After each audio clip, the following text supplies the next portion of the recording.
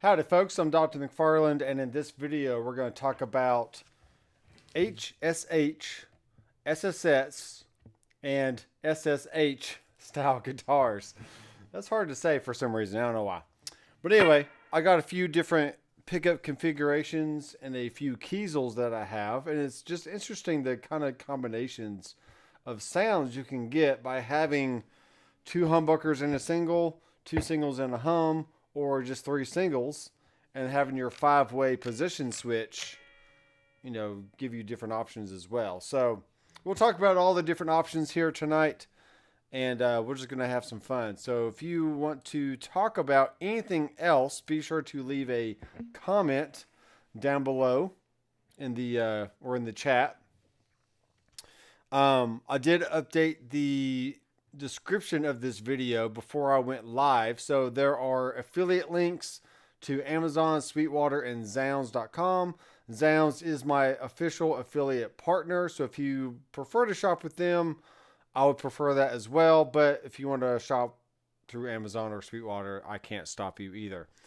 Either way, you get what you want. I get a little kickback. We're all good, right?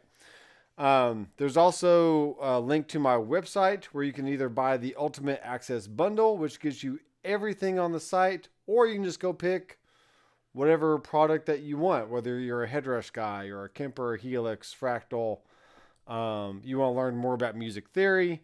You want to learn about recording. All the information is there on my website that you can buy. You can purchase for a one-time fee, then just indulge in all the videos for the rest of your life, or however long it takes for you to go through them. Okay. So, happy to be here tonight. The wife is out at a book club. So, took me a little while to get the kids to bed and get the dishes cleaned up. And I cooked tonight.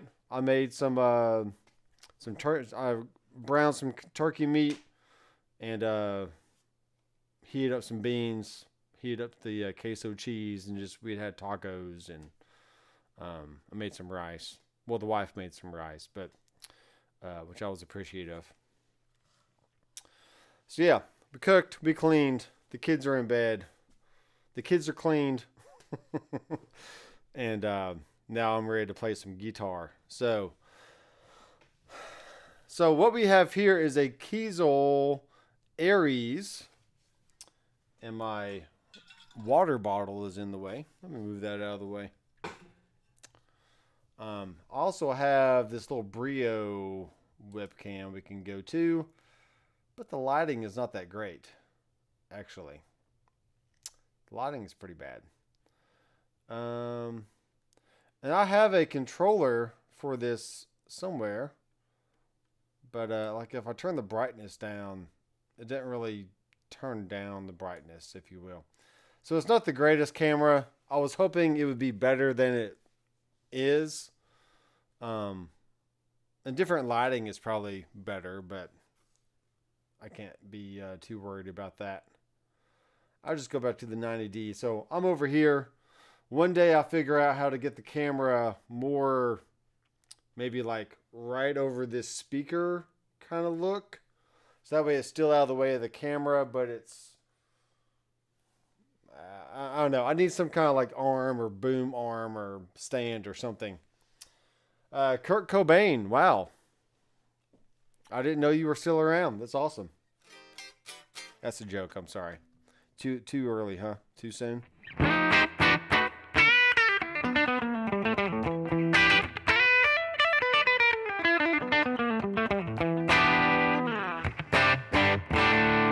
Now, if that's your real name, that's totally cool, and I think that's awesome. As you well know, it's quite a coincidence, right? That you would be named the same as a famous music person from the 90s. But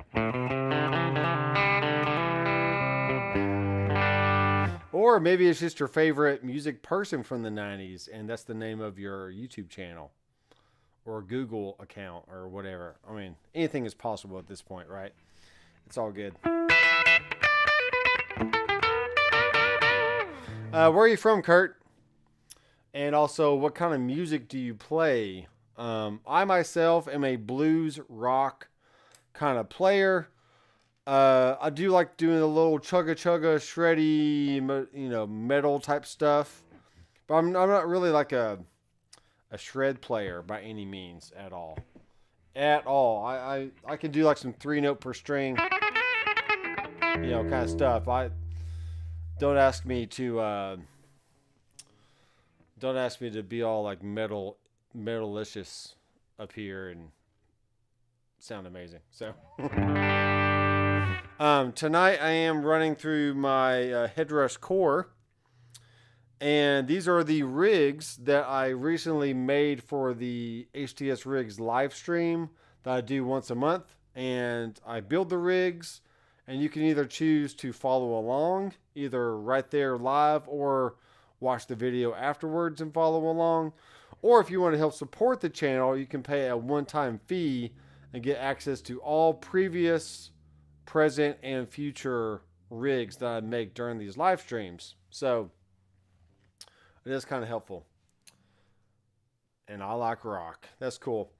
I'm trying to think of my, not to talk about Nirvana or Kurt Cobain, but I like Heart-Shaped Box is a cool riff. Lithium is a cool riff.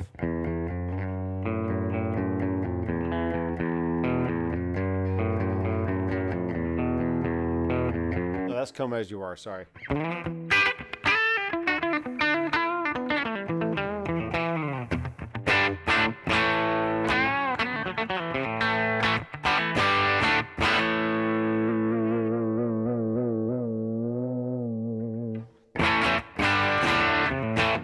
You can see right behind me, I can't reach my arm that far, right behind me there, that's the Fender FR12 speaker. And I've been playing it this last week and a half, and it sounds really, really good. And it looks like a regular cab on stage, and it has an XLR output to go to the front of house. So you don't have to worry about sending a signal from your device to the front of house and a device and a signal to the cab. You just go straight to the cab, actually turn it up as loud as you want, but it still passes the signal that it receives from the unit, if that makes sense. So even though you might crank it on the speaker itself or on the cab itself, it doesn't also send that same signal to the front of house at the same volume, if that makes sense. So it's good. It's really good. Same actually happens for the these new Headrush speakers with the Bluetooth built in. If I turn my, you can't see this. Let's see if I turn this camera on here. No. Oh, I think I unplugged it. Okay, that's fine. Essentially, if I send a signal that's on like 7 on the master volume of my Headrush here, then the Headrush and the Fender is going to take that same volume level and just pass it on through to its output, regardless of how loud you actually have the speaker itself. That's really what I'm trying to say. So it's actually really great because you don't have to worry about sending a certain signal to the speaker and then finding a way to turn it down afterwards. It's just a pass-through signal, regardless of how loud you have the actual speaker. So you can actually have the speaker turned all the way down, and it'll still send the same level that you're passing it through. Same happens with the Laney LFR, the Headrush, and the Fender. So all 3 speakers perform the exact same way.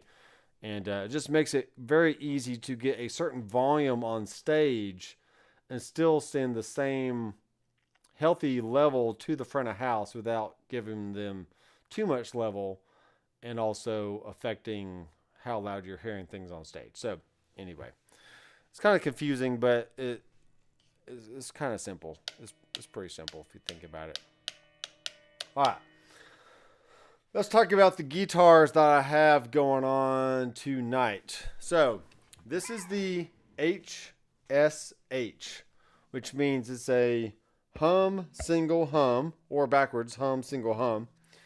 And this guitar, which you can either install this yourself or have it installed from the factory when you buy it. I mean, just some guitars come stock like this. But the tone knob here can be pulled out. So it's called a push-pull. Okay? And what happens is it actually splits the coils of the humbuckers. So if it's in, position 1 is only humbucker. Position 2 is actually the inside coil of the humbucker and the middle pickup. Then position 3 is the middle pickup. Position 4 is the inside coil of the neck and the middle. And then position 5 is the full hum. Now, if I pull out the tone knob, that means position 1 is a split coil. So it's the inside coil all by itself. And then position 2 is the inside coil plus the middle. Then we have the middle. Then we have the inside coil plus the middle on the neck. And then we have the inside coil only of the humbucker side. So we're only just tapping either this side of the coil or this side of the coil for your single coil sounds. Though technically it's not really single coil, it's just more of a split coil. And I don't really know the difference, so I'm going to have to look that up. But this is what this sounds like. It's kind of interesting. So here's the humbucker. We are pretty... So this is a... the name really doesn't matter, but it was kind of a higher output pickup. Definitely has a lot of bass, a lot of highs, but a little less mids. So you don't get that honky... push sound when you're playing, but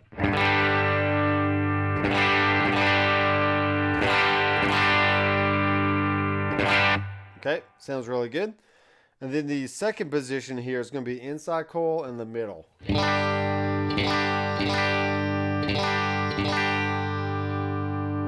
Okay, so it's definitely a little less output, but that's not a big deal, especially when you're recording.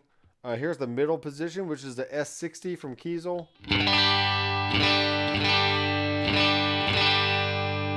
And I have another guitar that has the exact same pickup in the middle and the neck positions. So we'll compare it to that here in a second. So actually, let me do this.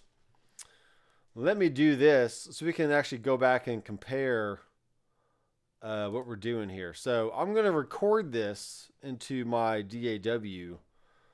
And we'll go back and A, B, C, D, the different types. That'll make the most sense, I think. Okay, so new session. We're going to call this Pickup Comparison. Now, you could easily do this in a very short 5-minute YouTube video, but we're live streaming and we're just going to have fun. So, honestly, if you have any other questions other than the pickups, excuse me, I'm perfectly fine with that. But for now, I am going to do what I want. I do what I want, man. All right, so I'm going to make literally one track.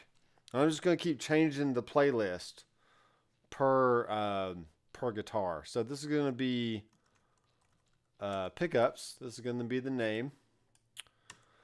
And maybe I show you what I'm doing here.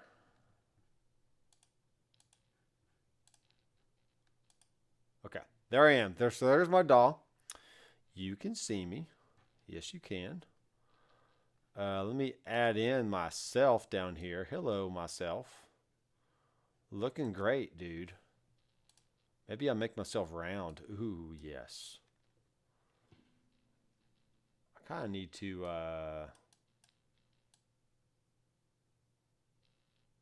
yeah, that's fine.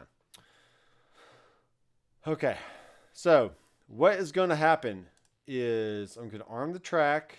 I'm going to do that. Okay, so you can see I'm going to go ahead and turn off the reverb here. And I am currently playing through a Bassman style amplifier. So it's a head and a 4x10 cab. So it's going to sound slightly different than a 1x12, but all the tones are going to be consistent at this point. So it's actually it's got a Royer 121 on the speaker. I'm going to turn off the compressor.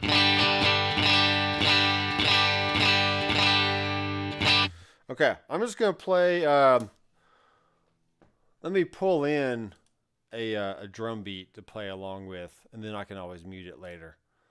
This just gives me something consistent to play along with here. So we'll go to grooves, we'll go to verse. Oh, yes. We're about to rock, Kurt Cobain. It's going to be awesome. I'm really glad you're here and you're watching, if you're even still here. This is going to be a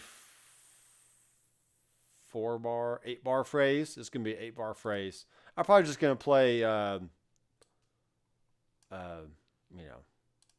something. Maybe I'll start here, give myself 2 bars, play for 4 bars, and then cut it. How about that? All right, so playlist numero uno. Where does this thing show up at? That's not going to be good. All right, we're going to put it right here. So pickups. Okay, I think I have to actually put something on the first playlist first. Okay, that's fine. Here we go. Here we go. Put this right here. And we're just going to play, we'll play a G chord. Okay. Actually, I'm going to do Learning to Fly by Tom Petty.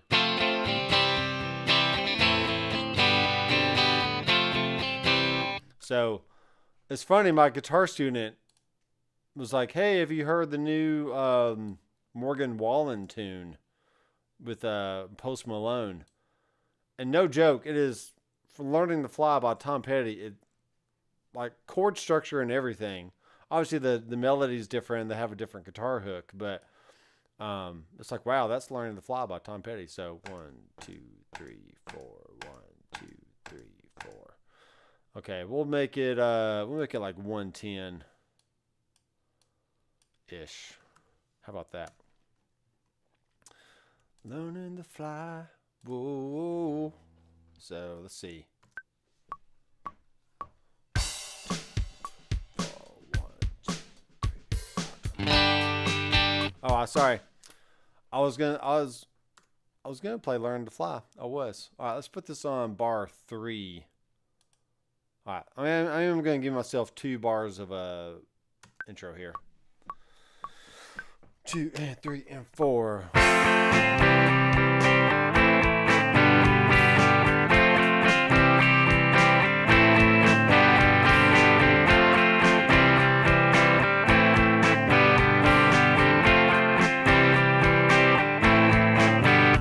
Now, first thing you should always do before you record is what? Tell me, class. Tune. You got to tune it. All right. We're going to tune this thing. Make sure we're all consistent across all the guitars. So that way when we switch, we don't get any weird like, hey man, you're out of tune, bruh. It's like, yeah, sorry. Tuning, tuning, tuning. All right, but after this, we're gonna be on it.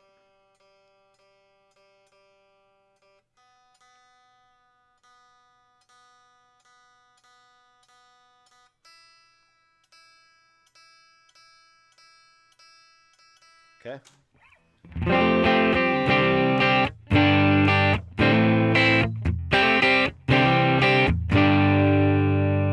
All right, it's a little loud. Let's turn it down to about 7.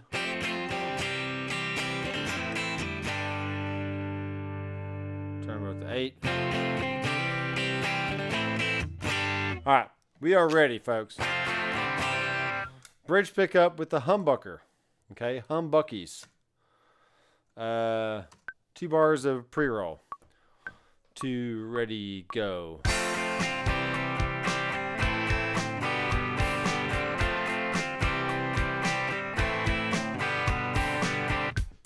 Okay, pretty good.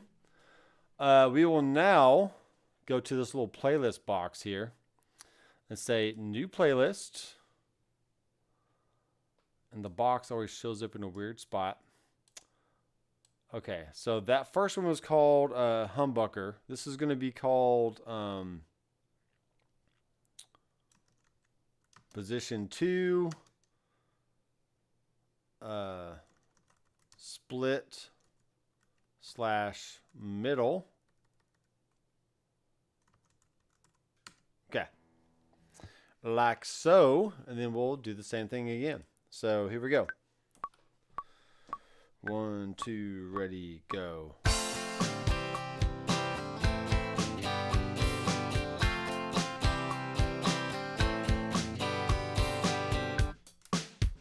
Okay. Pretty easy stuff here. Now we're just going to do the middle. And this is the Aries middle. I should probably...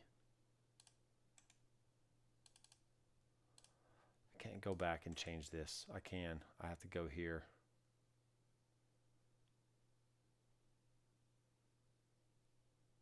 Rename.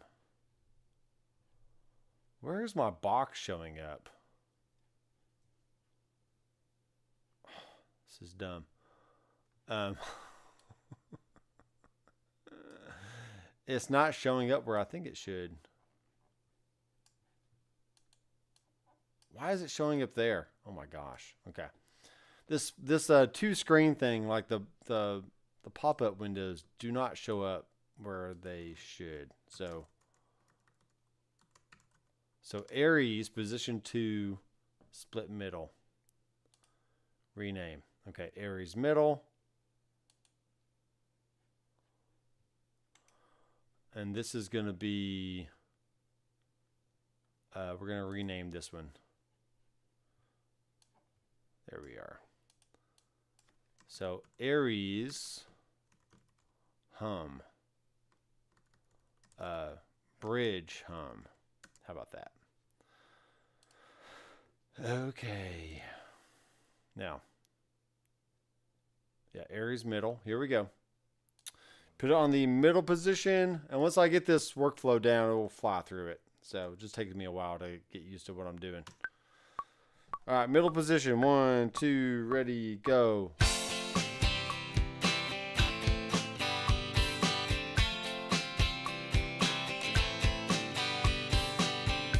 Okay, definitely lesser output on that one. New playlist.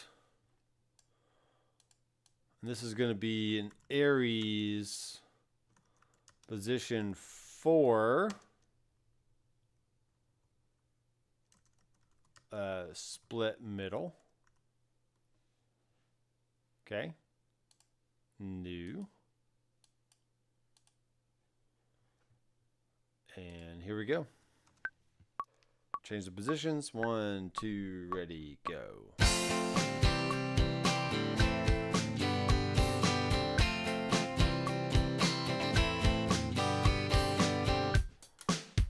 Okay. And then we'll do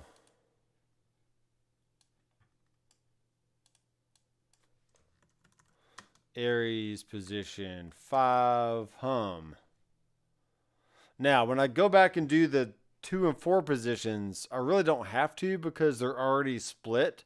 So all I have to do when I do the last 2 after this one is just go back to the bridge, split the coil, then go to the neck, split the coil, and I'm good to go. Okay. But for now, I am on the neck position in the with the humbucker. 1 and 2 and ready and go.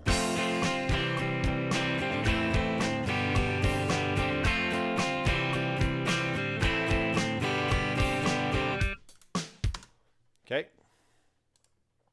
Do another playlist. So if you're not familiar with playlists in a recording software, Pro Tools does this. Studio One does this. Cubase. I'm using Mixbus / Arter. Reaper doesn't really do playlists. They just have different take lanes that you can choose between. But playlist is like adding a new piece of tape onto the tape machine, and you record on that. You take it off, put a new piece of tape on, and then when you flip through the different playlists, you can just, it's like taking the tape on and off real fast, something like that. Okay. We're gonna do the Aries bridge split. Okay, here we go. 2, ready, go.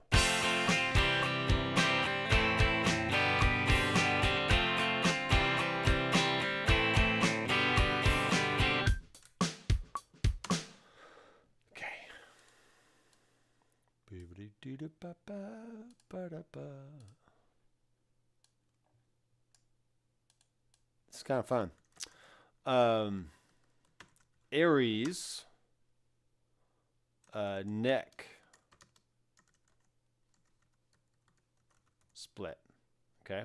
Now what's interesting is that the SSH guitar does not have a split for the bridge, which I may add maybe the next time I change strings. I'll just go ahead and order the push-pull pot and then switch that part out. So that way I can, I'd love it if it was just a way to, if I could actually push it and it like springs up and then just push it back in instead of having to like pull it out like that. I can just hit like that, literally just hit it and it just comes right out. I don't know, that'd be really neat. I'm gonna work for that. I'm gonna work for that one. So I'm gonna go to the neck position now. And here we go. 1 and 2 and ready and go.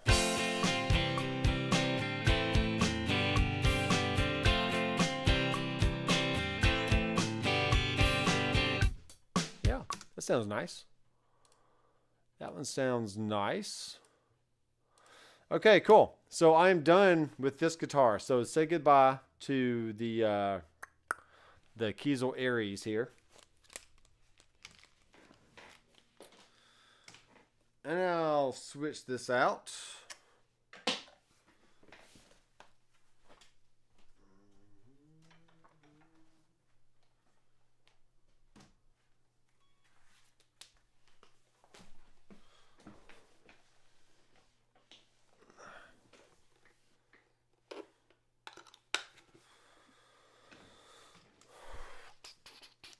I hope you're having fun, 'cause I'm having fun. Playing guitar and recording all night. Oh, yeah. Take that, AI. I just wrote my own song. I didn't even need your help. Okay. Like before, we need to make sure we tune. So let's tune it.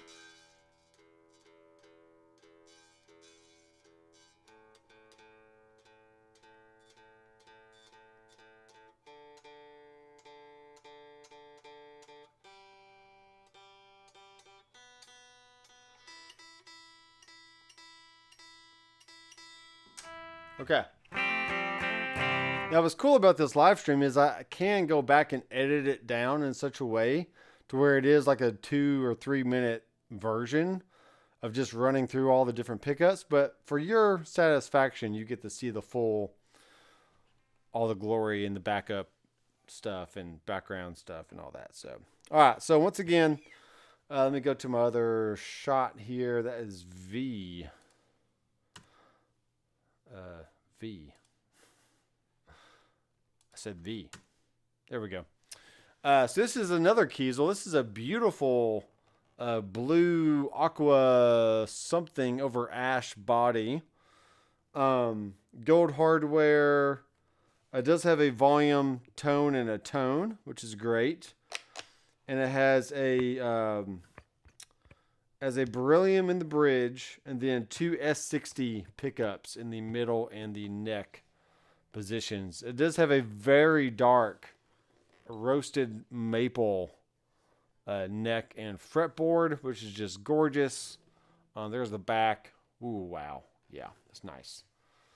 That is nice. So this is a very cool guitar.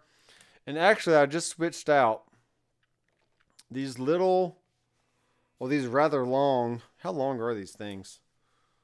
These are about 10-30 seconds.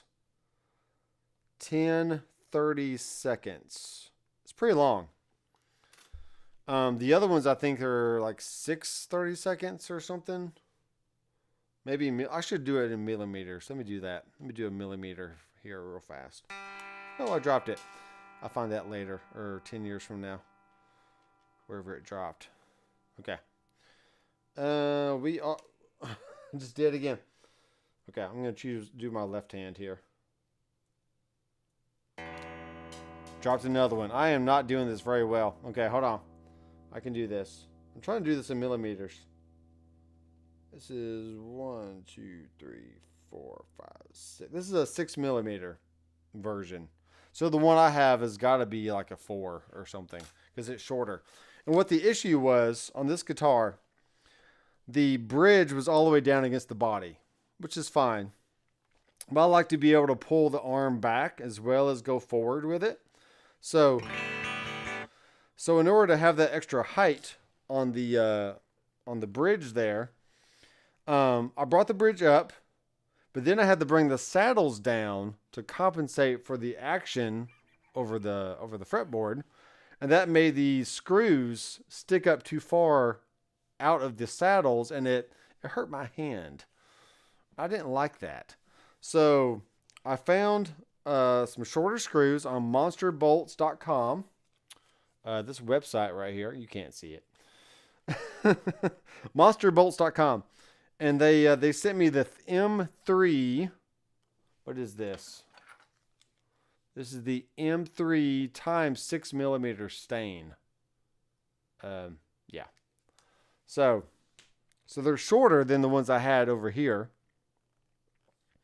And so therefore I can put my hand right on the saddle there and it doesn't cut into my hand, which is great. So now I think this guitar is perfect. Other than the addition of maybe a coil tap switch on this back tone knob here, so I can make this humbucker a single coil. That would be awesome. And maybe do something cool, maybe with this tone, to where I can blend the neck and the bridge and the neck pickups together. That'd be really neat, right? So if I was in the first position, I can blend in the neck. Or if I was in the fifth position, I can blend in the bridge as much as I wanted to get that extra little bite to the sound. Anyway, back to what I was doing. Thank you for your patience. I would be doing this anyway. You just get the benefit of watching me be stupid. So this is the bridge pickup of my, what is this? This is a Delos. We're going to call it the blue Delos for our purposes in mix bus. Okay, so new playlist. And this is a blue Delos position 1 hum. New. Okay, now when I go to position 2, it does split the coil on the inside still. So I'm gonna get the split coil in the middle pickup there. I think that should be what it's doing.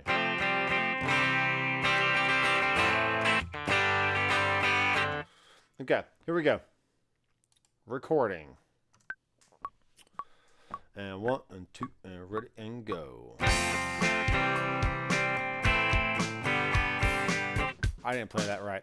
I got out of my groove, man. All right, here we go. 2, 3, and 4.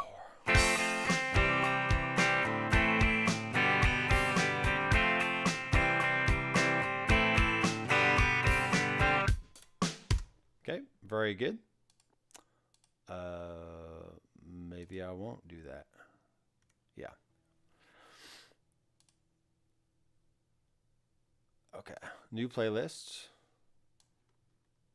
You can't see what I'm doing because I didn't push my thing here. Okay, here we are. So we're doing Blue Delos, position 2, split middle. This is going to be cool when I can go back and like, you know, analyze each one. It's going to be neat. 1, 2, ready, go. I didn't change positions. I'm sorry. Here we go. 1 and 2 and ready and go.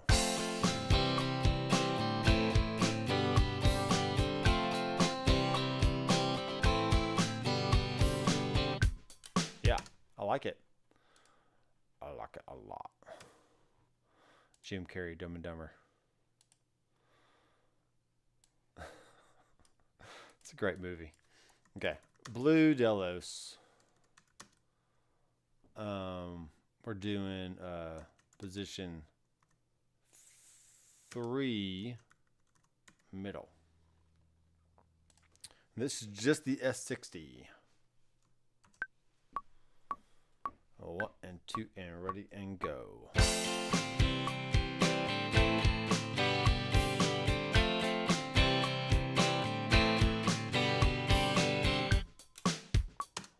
Jordan, welcome to the live stream, man. I am playing through the head rush tonight. And more specifically, I am testing out different pickup configurations of the SSS, SSH, and HSH. I can't talk. HSH. It's really hard to say. Different guitars on the S-style guitars. So I'm recording different passes of the different pickup positions. I really can't talk. I'm not drunk, I swear. I get that all the time. It's like, dude, you're drunk. You gotta be drunk. It's like, no, I don't. I've never drank in my life. I was born in the South though, so sorry all you Southern people. I'm dragging you down with me. Position 4. This is also it's just position 4, so it has a S and a S with it.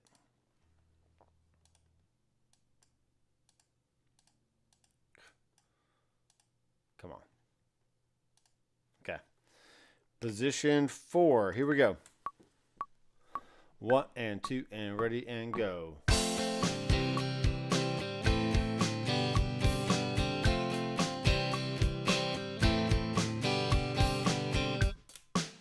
Cool. I like it. And Blue Delos. See, this is a really good behind the scenes of like, I could make this a 2-minute video, but it not take me 30 minutes to do all the recording and the prep work of making a 2-minute video. It's just kind of ridiculous. But position 5 is a single. Okay. And here we go. 4 and 1 and 2 and ready and go.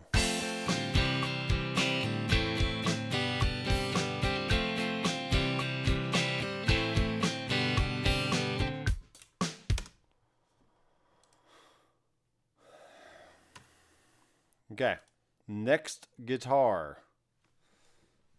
Let me mute this thing. Go ahead and get ready to tune the next one here. I do love this blue guitar.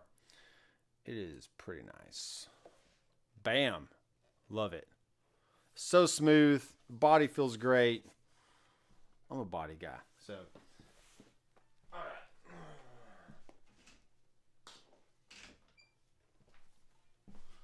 I'm also a neck guy. I like a good feeling neck.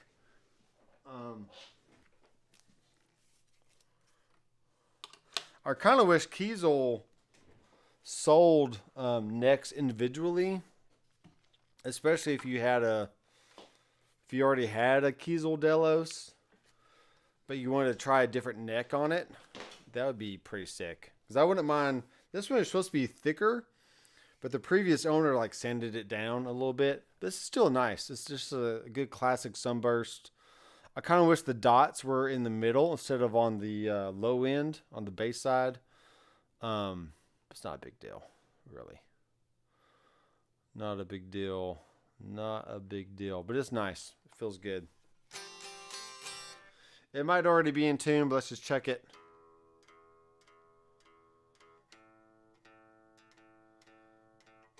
When you're recording, you really can't tune enough. Because you don't want to do a whole take of a song and then realize that your D string was out or something, you know. Which you could probably hear it, but still, you don't want to... Yeah, thank you. Yeah, I do love a good satin neck. All the Kiesels are actually tung oil necks. Unless you get them painted or finished on the back. But otherwise, all the necks. Like this one, I bought this guitar specifically because I had this crazy curl in it. Which is kind of cool. But you could also get roasted maple curled necks. Or flame maple. Roasted flame maple necks. And the flame pops out even more than what this one does. So, but it's pretty nice. And when you buy them used, like all the upgrades that people pay for, like out the nose, like are basically free at that point because they just want to get rid of it. So.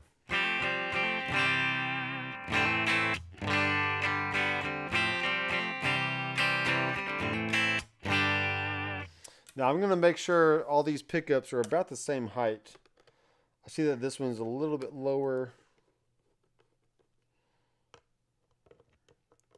This one's a little bit lower on the treble side. Something like that. Okay, pretty good. Pretty good stuff. All right, so this is obviously an SSS style guitar. And these are Mark singles from Kiesel. They're like vintage spec style single coil pickups, so they're not noiseless at all. They're just true single coils. But right now, I mean, I'm not playing with a heavy. If I put on a heavier gain sound, kind of hear a little thing going on.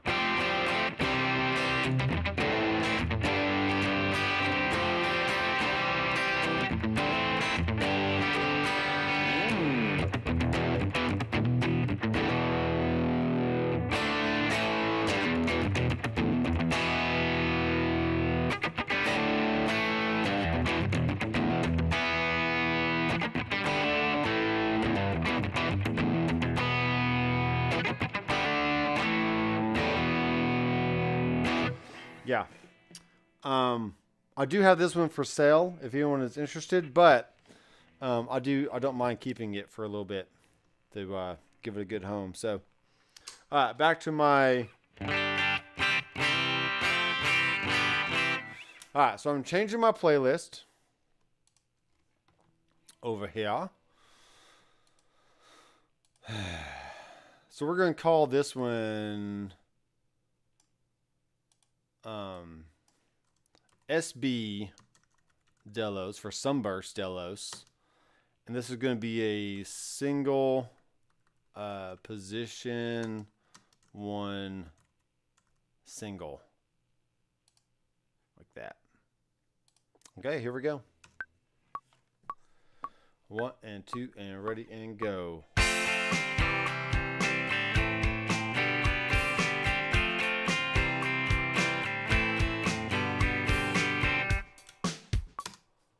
Okay.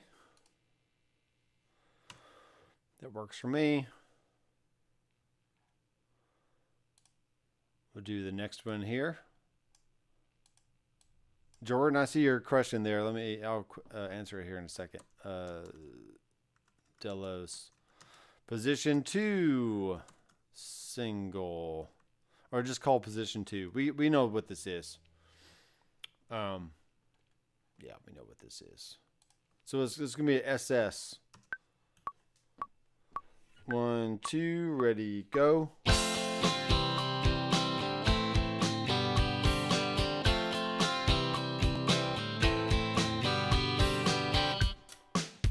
Okay, now that definitely has that classic quack, squawk and quack to it that we know, you know,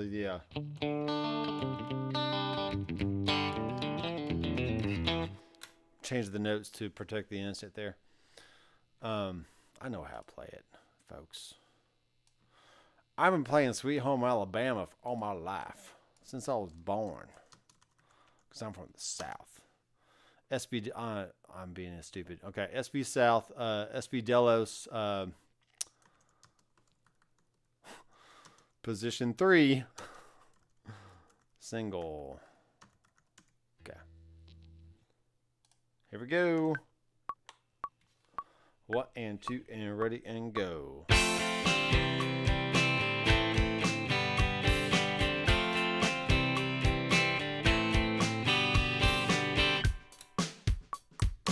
Okay, very good. And we got a little SB Delos position 4. Single, single, single, single, single. Here we go.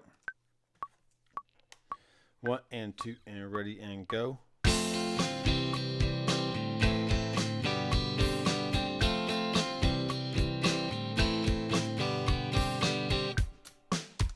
Yep, I'm learning to fly, folks.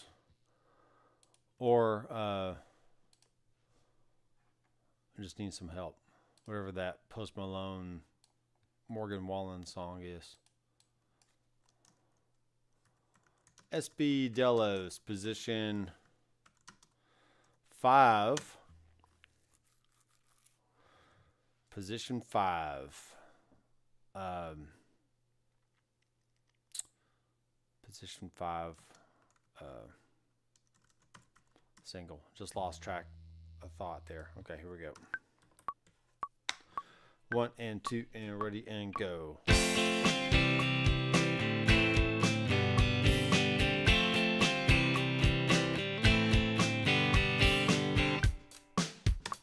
Okay.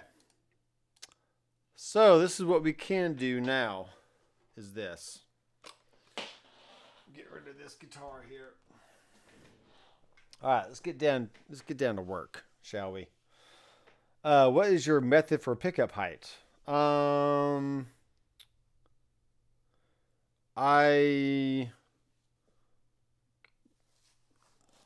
actually messed with it last night. I don't really mess with it a whole lot. But I know that when you raise the pickups higher, you get more output because the pickups are closer to the strings. If you lower the pickups, you get less output. So, I mean, you use the term sweet spot, but you just kind of find that height. I did watch a few videos last night. Some guys say they like their pickups around 4 to 5/64ths, somewhere in there, based off of the top of the pickup ring, or the top of the pickup to the string, that kind of deal. I do have a small measuring stick, whatever you call this. It has 30 seconds on one side and millimeters on the other. It is so when I'm checking action, for example, I like my string action to be about 2 30-seconds, if not 2.5 on the bass side, and about 2 30-seconds on the treble side. So it's not as high as the bass side is, because the bass side has thicker strings, so therefore you need more movement, more room for the string to vibrate and move and stuff like that. So I'm really not an expert on this at all, but I just kind of I found a long time ago my ideal action height. So I just always go with that 2 to 2.5 millimeter or 30 seconds on the bass, 2 30 seconds on the top. And then as far as pickup height, honestly, I've experimented up and down, but usually if I just buy a guitar and I like it as is, I don't really mess with the pickup height all too much. I need some water in here. I need some water. But yeah. What's up, Dwight?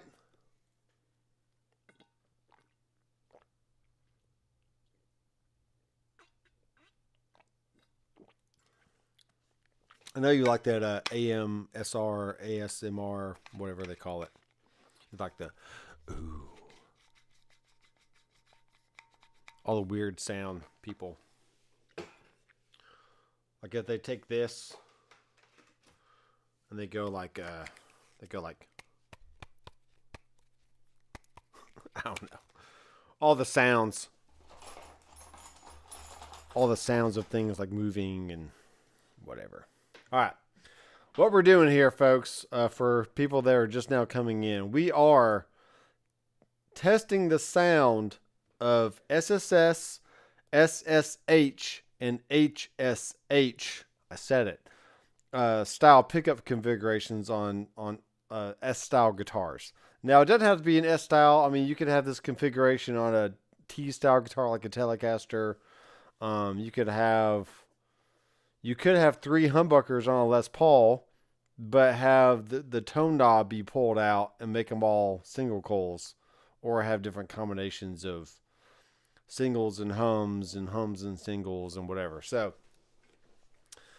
I will edit this down and make it a very, very short demonstration video. But for now, let's just go through these. So what we have, let me show you what I have. Let me make this classic wide so you can kind of see me a little bit better. Something like that. Okay. Oh, man. All right, what we have here is my selected playlist for pickups thing. So I can choose one, and then I can just use the arrow keys that go between them, as you can see. And this is changing the different playlists of the pickups. Okay, if I bring this down, I can actually see all of them at once, which is great. All right, so what I'm going to do, let's do the bridge hum versus the position 1 hum of the Delos. So we're going to do the Aries versus the Delos. So what I can do is click on the region, hit the right bracket key just to make my loop points, then hit L to just to loop it. Okay. This is actually the Delos position 1. Here's the blue. That was actually humbucker. So check this out again. Here's position 1 single.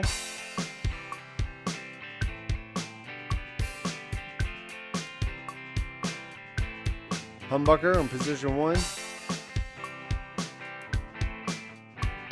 Uh-oh. We're getting out of sync. This is why we test software, folks. Miscellaneous. Let's make this audio time. See if that changes anything with the loop.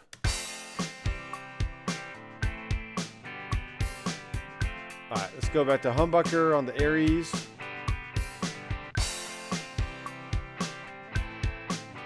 Not bad. A little more compressed.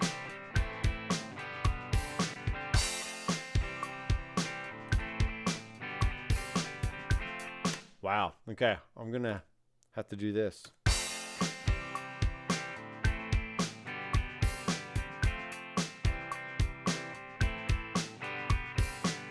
Okay. That sounds good. Here's the humbucker on the Aries. And then position 1 on the Delos.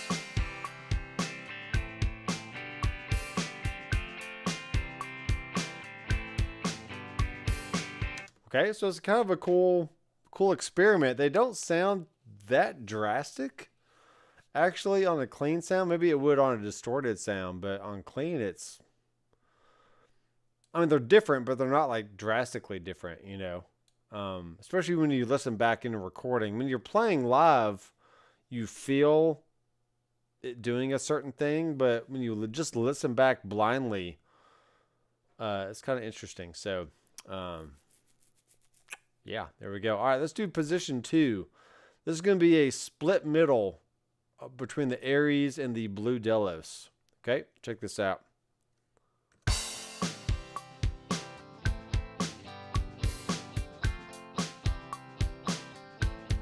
Blue Delos.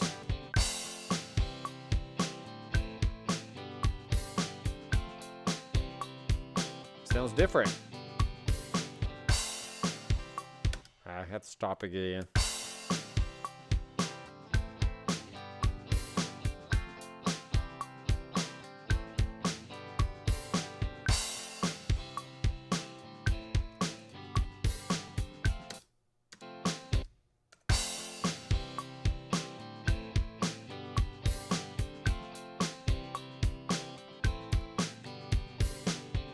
Okay, that's very interesting. Here's position 2 of the Sunburst Delos between the blue and the Sunburst. How about that?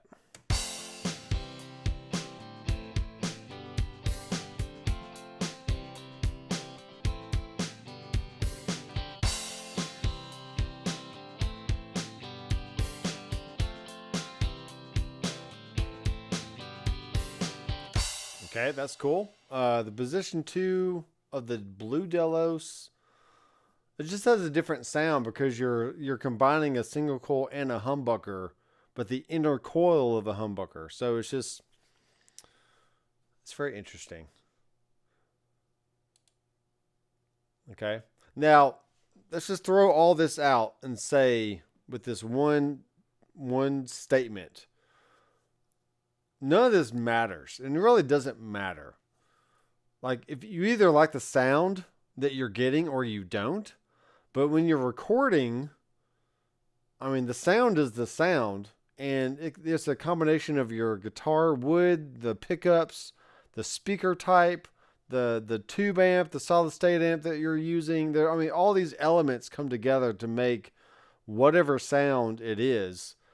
And let's just say if it sounds thin at the pickup stage, where maybe you go to your tone stack on your amplifier, or maybe you turn up the mids, or maybe you turn up the bass and the mids, or it's just slight EQ changes. That's really all we're dealing with right now, is just EQ shifts in the bass, middle, and the treble. That's why when you look at DiMarzio or Seymour Duncan websites, and you look at all the different pickup types they have, they show you what the bass, the middle, and the treble frequency ranges or the responses are of those pickups. So maybe, hopefully, you have some kind of idea before you put them in your guitar what they're going to sound like. So if you like a pickup that has more bass, you probably want to pick a pickup that has more bass in it and not something that has lower bass than another pickup style. So, but all we're dealing with is just sound. It's just sound being captured, and whether you like it or not, it is what it is, whether you like it or not. So if you don't like it, then find something else that has a different sound that you like better or that you prefer better. Okay. Let's go with the Aries middle position, which is actually going to be the same pickup as the Delos middle position. So this is going to be interesting because it is the Aries body wood is a walnut and a maple, but the blue Delos is a ash body. So I don't know if that makes any difference at all, but we're going to find out. Okay, so here's the Aries middle.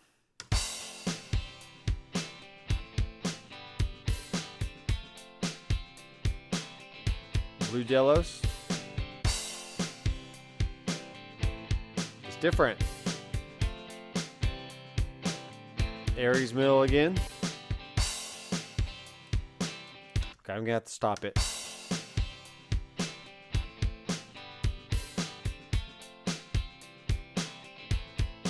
Blue Delos.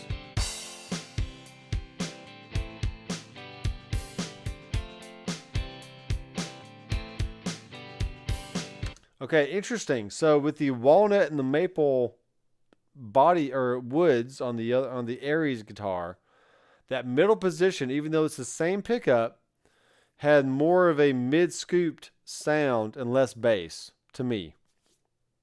On this Blue Delos position 3 with the same pickup, but now it's in a ash body. It sounds like it has more bass. It has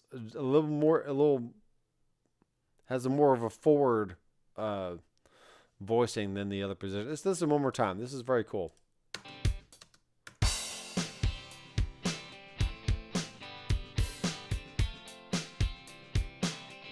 Middle position.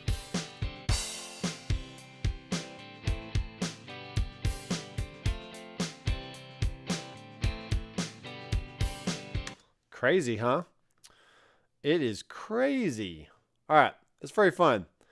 Let's go with here is the let's do the Blue Delos middle with the Sunburst Delos middle. Two different kind of pickups, but still it's going to be a middle position. So here's the Blue Delos.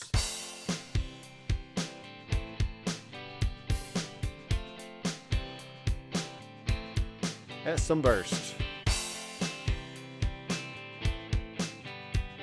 It's a little brighter on the top end. Back to the middle. Come on. One more time. Blue Delos. Sunburst.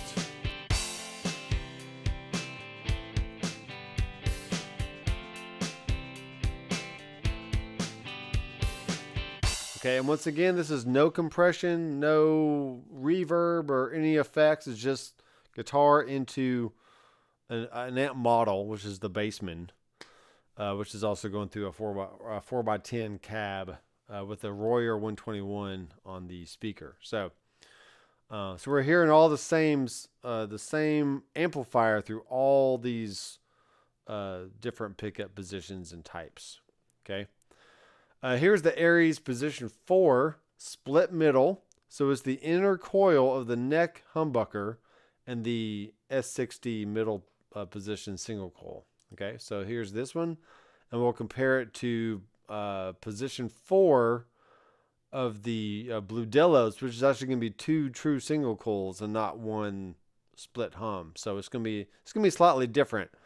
And it'll be more of a comparison when we compare the Blue Delos versus the Sunburst Delos. But just for fun, we're going to listen to the Aries split middle here. So let me loop it.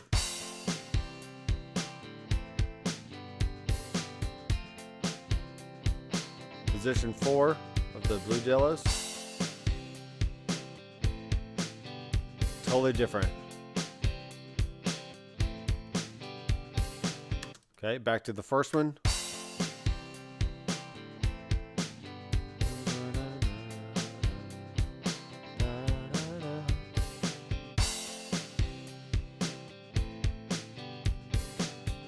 It's kind of darker, a little more jangly in the mid-range. I don't even know what that means. All right, here's position 4 between the Blue Delos and the Sunburst Delos. Microphone, you're getting too hot. All right, here we go.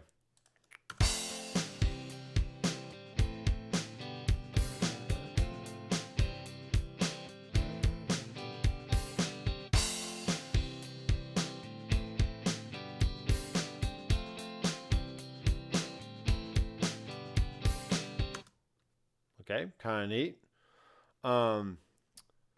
Here's the humbucker on the Aries. And we really can't compare this to anything else because the other variations are all single coil. So, but just the humbucker by itself. Here we go.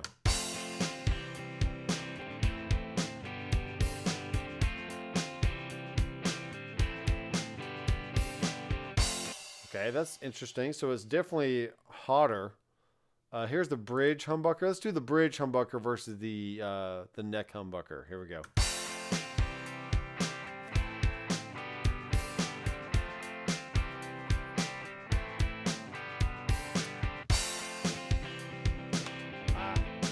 I messed it up. One more time, sorry.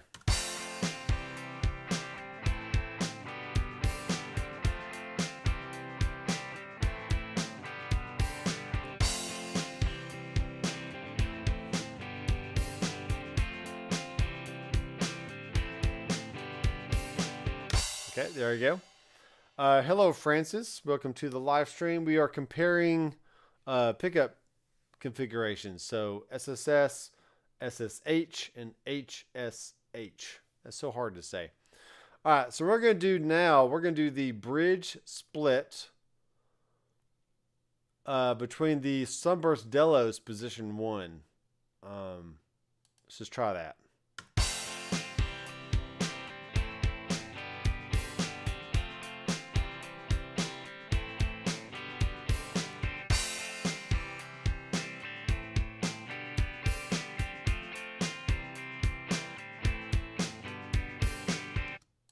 Okay, go back one more time.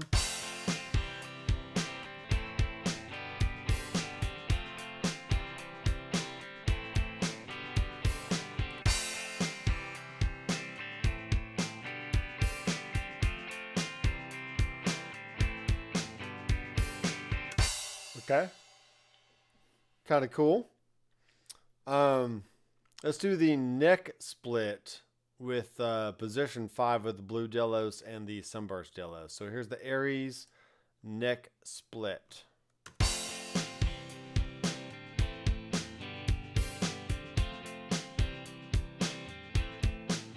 Blue.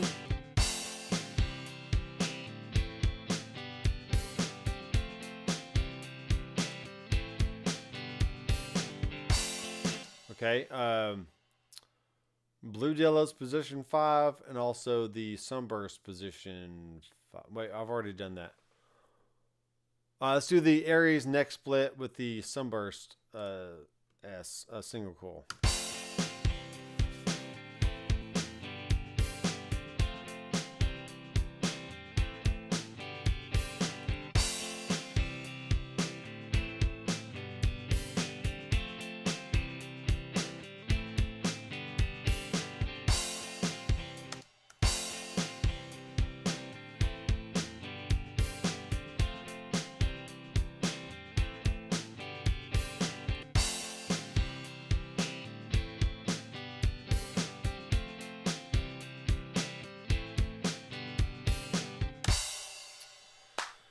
Okay, folks.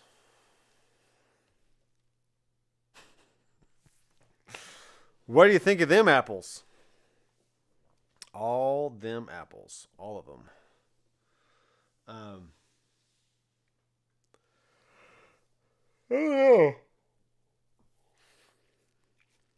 I'm trying to think of what is the most versatile. I mean, I do like this guitar. If the dots were in the middle, I would definitely like it better. I mean, this is cool. The really flame maple neck is neat. But if it wasn't there, it wouldn't be the end of the world. Love the Sunburst. I love a Sunburst finish on anything. It's just very fun. Very fun finish there. Now I do have a set of DiMarzio. Not to be confused with Francis DiMarzio. Francis, is that your real last name, or are you just a big DiMarzio fan? I really gotta know. You gotta let me know. Don't lead me on all these years. I never really even made the connection, but if your real name is DiMarzio, that's pretty cool. We already had a Kurt Cobain in the live stream, and now we have a DiMarzio in the live stream. I can't make this stuff up. Yeah, this is a cool guitar. It's a very cool guitar. But I do have a set of DiMarzio, not to be confused with Francis DiMarzio. Area 64s and 51s or whatever they are. So they're single coil size pickups, but they're actually humbucking. And they have a nice single coil sound to them without all the added noise and 60 cycle hum and all the stuff that comes with single coil pickups, especially when you run it through a slightly hotter guitar signal, like overdrive and distortion and stuff like that. So if I do end up keeping this guitar, which I am selling it, this is for sale if anybody wants it. I need the money because I buy too much stuff and I need money to pay off the credit cards. Anyway, you don't need my personal troubles. But yeah, this is an excellent guitar. A very nice hip shot trim, very extremely smooth action back and forth. No resistance at all. Just feels great.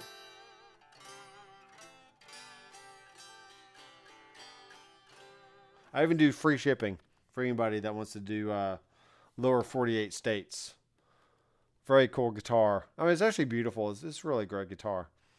But if I were to keep it, I would switch these pickups out. Even though I do appreciate the very vintage spec of the pickups, I prefer the more modern sounding pickup types. That's just me. Okay. Now let me grab one more guitar. Just to show you another cool option that you might want to consider.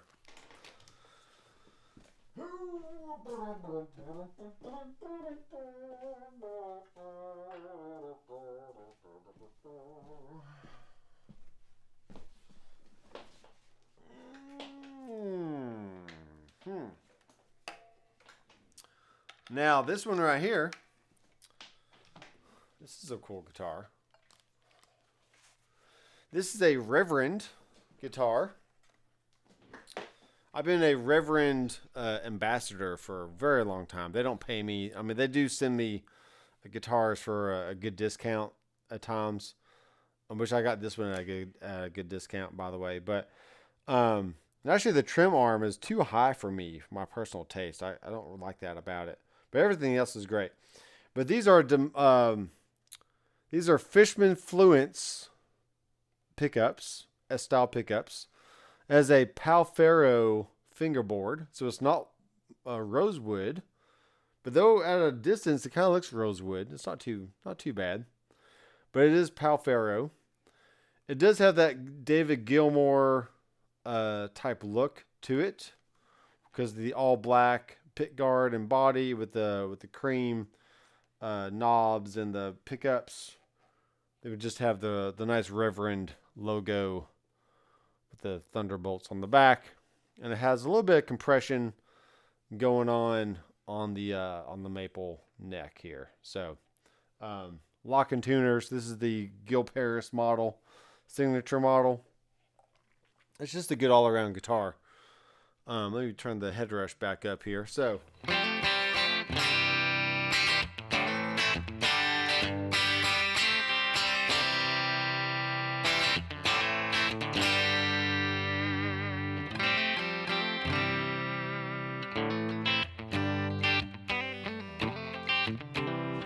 Francis DiMarzio. Wow. I literally never put two and two together. I just thought of you as Francis or Patty Pellerin, but like DiMarzio. Like, you are the DiMarzio. That's so cool. That's so cool. All right, anyway, I digress. I need some fast fret on this sucker. So if you don't use any kind of like slippery, slidey finger ease type stuff on your strings, you probably should. It makes older strings feel a little more manageable to play.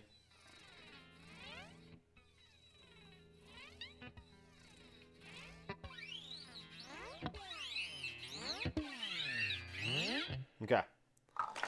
Boop. Boop. Another ASMR stuff for you folks out there that enjoy that kind of thing. All right, so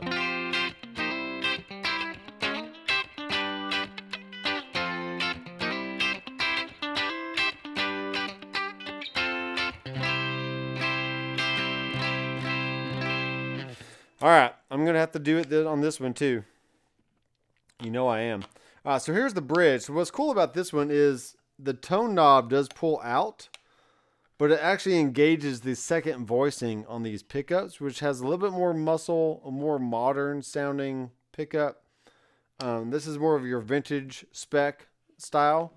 So let's go back. Let's find our way back to our home, shall we? Classic rock reference there. So what we're going to do is add a new playlist. And we are going to say this is the GP vintage position 1. And we'll also have the modern position 1 when we pull the tone knob out. But right now we're going to go through all the vintage options here for the different pickups. And this would be cool. Come on. All right, here we go. I probably need the metronome on for this one. That'd be great. 1 and 2 and ready and go.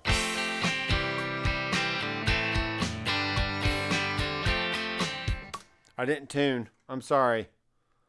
I broke the cardinal rule of recording.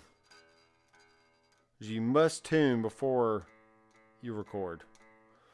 Otherwise, you're going to get halfway through the session and realize, man, my intonation's out. My B string is sharp. My G string is flat. You know, whatever, all the G string jokes out there. Okay.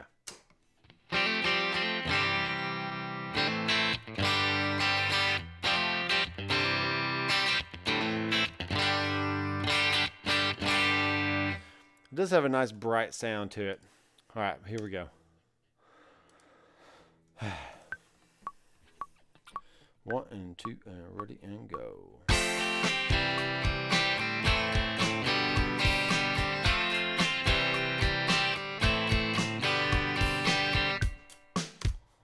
Okay, close enough for rock and roll. New playlist. We're doing Gil Paris, vintage position 2. Hope you guys are having fun. I'm having a blast. 2, ready, go.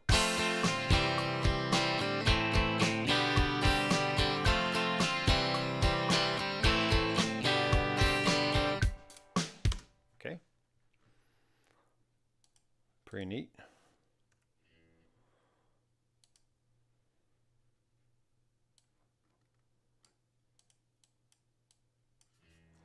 Gil Paris, vintage position 3. And here we go. 1, 2, ready, go.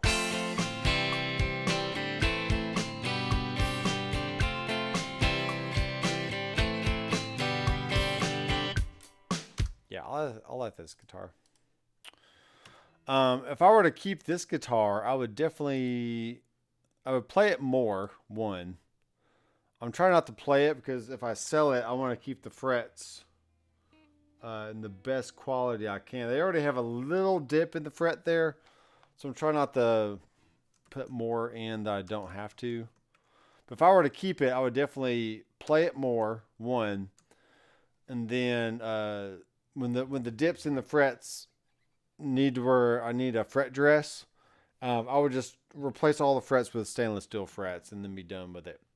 Because it is a very nice guitar. I'm liking my Kiesels more these days, and those already have stainless steel frets on them, so that's the way it is. Position 4, ready, go.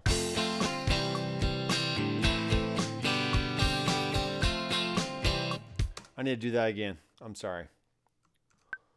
Be prepared, Nathan. 1, 2, ready, go.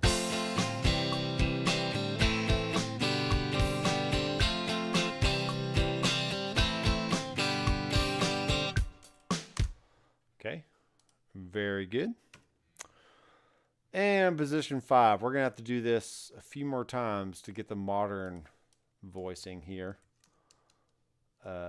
Vintage position 5. Okay. 1, 2, ready, go.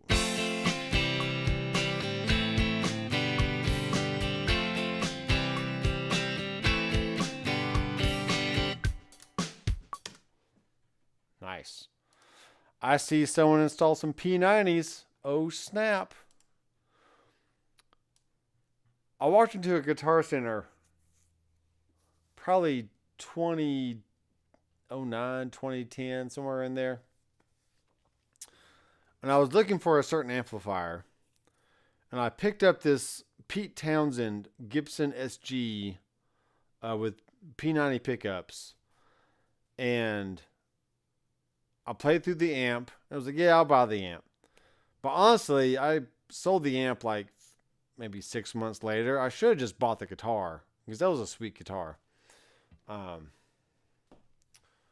Pretty sweet guitar here. I just installed a set of Phantom P90s in my Gibson SG and they sound great. Noiseless P90. Yeah. What brand is that? And don't tell me it's DiMarzio. Don't tell me. It's thundering outside. Yeah, fast fret to clean the strings. That's right. Fast fret. It is thundering outside, so hopefully my live stream doesn't go to crap. But it should be fine. I have a power conditioner in here. Gil Paris M, position 1. How about that? So pull the tone knob out to get that modern sound. Here we go. It's going to be a little louder, but not much. 1, 2, ready, go.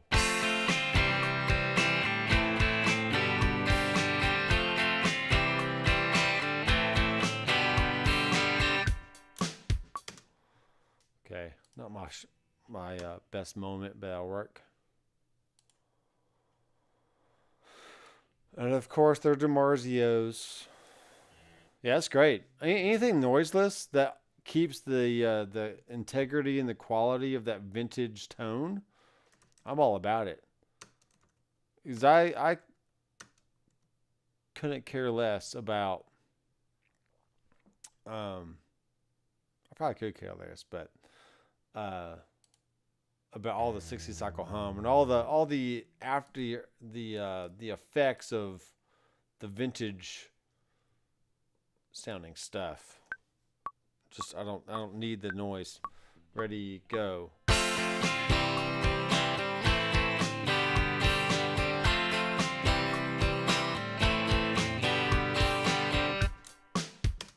Okay. Kind of fun. That was position 2. We're going to now do position 3. Gil Paris Modern, position 3. Yep. Here we go. 1, 2, ready, go.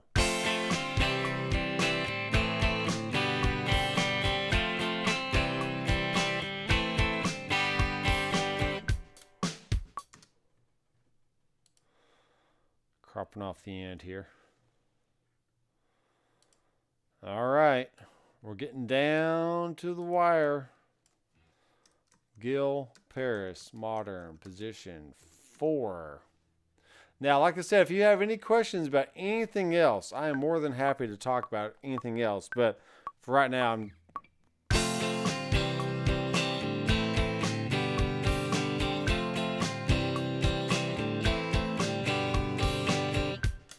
I'm testing pickups. Enough about me. Let's talk about you.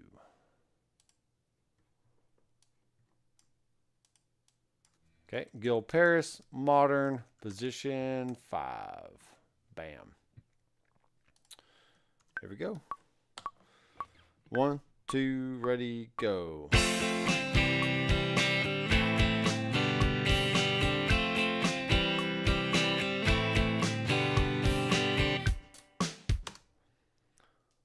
Now, just like the blue Delos and the Sunburst Delos, they have two different kinds of wood. Also, the middle position of the Aries versus the blue Delos. They're definitely two different kinds of woods, but the same pickup, and they clearly had a different sound to them. So let me put this guitar down here. Something like that. Okay, let's test some more pickups out here. Let's go. Let's first of all go with the vintage position 1 versus the modern position 1 of the Gil Paris. Okay.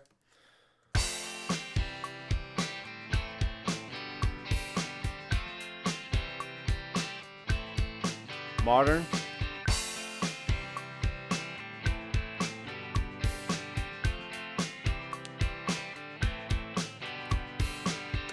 Okay, cool. One more thing that will kind of help this along. Let me show you. Let me show you. Uh-oh. Oh, it's over here.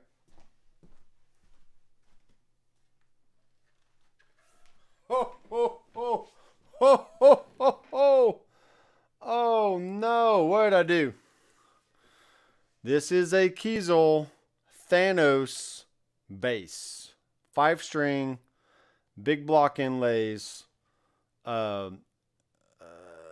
antique ash treatment over a Sunburst finish.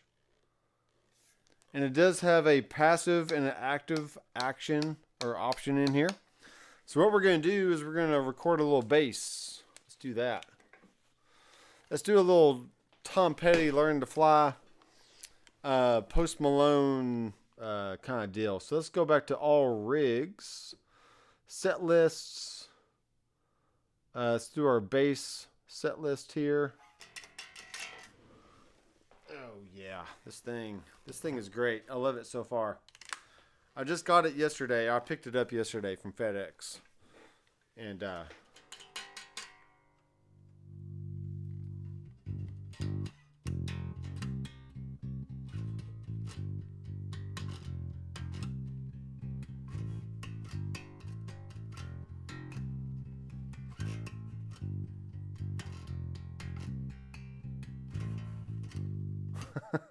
oh, Francis, this is no guitar.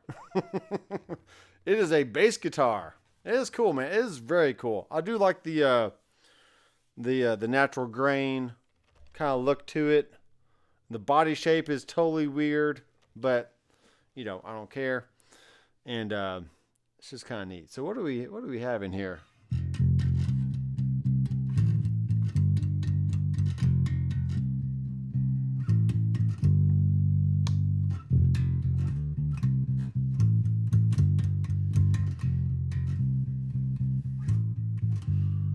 Yeah, that's cool.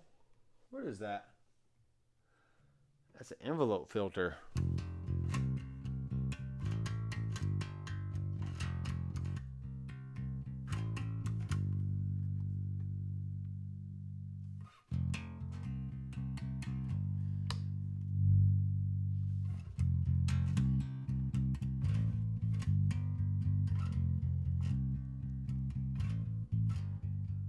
So you can either walk with your fingers, or you can just do the one finger snap.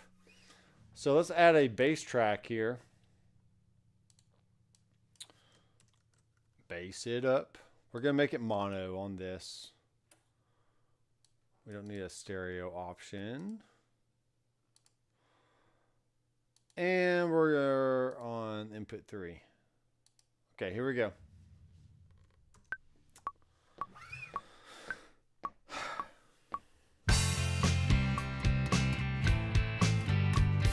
I need a tune. Always tune. So the tuners on this, if it's a headless, the tuners are on the end. So you just turn these little pegs down here, which is kind of cool.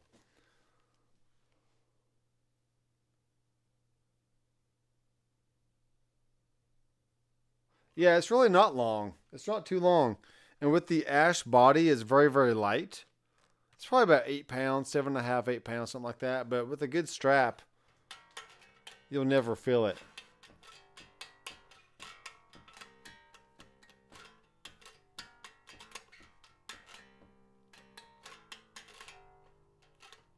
Yeah, let's tune it though.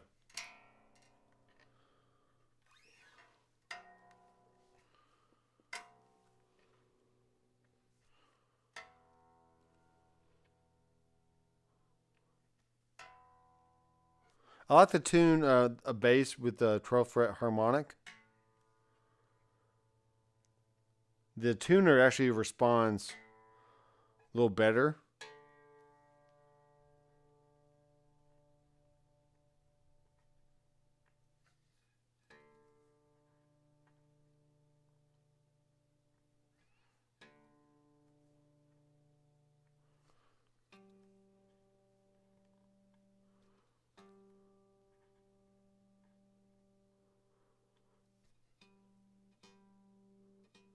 Okay, cool.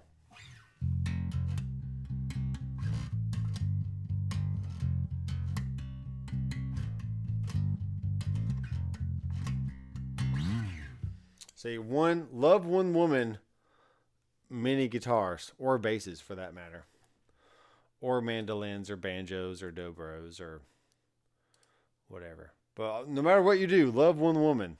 Otherwise, she'll get mad. But you can love as many guitars as you want. 2, ready, go.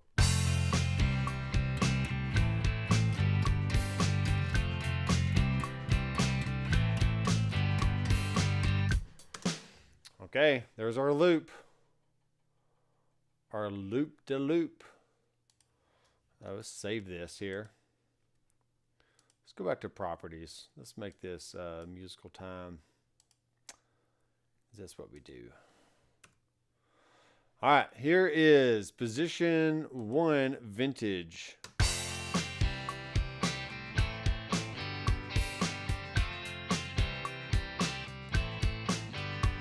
Modern.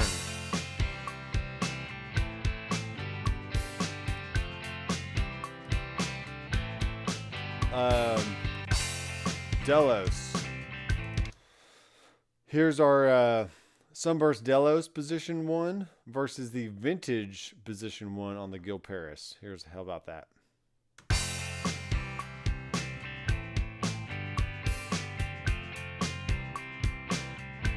Gil Paris.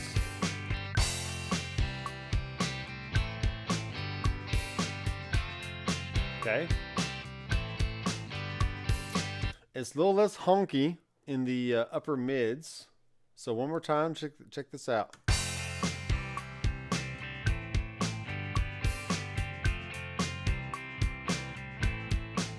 Vintage. It's a smoother response overall.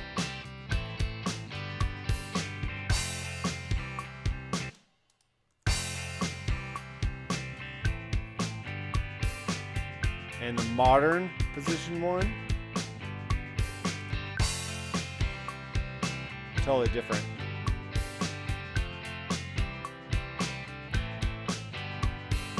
Okay, let's do the modern position 1 versus the humbucker position 1 of the Blue Delos. So here's the Blue Delos.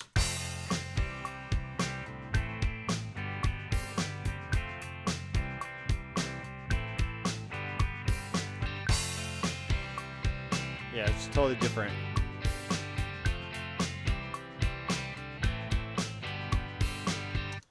Interesting.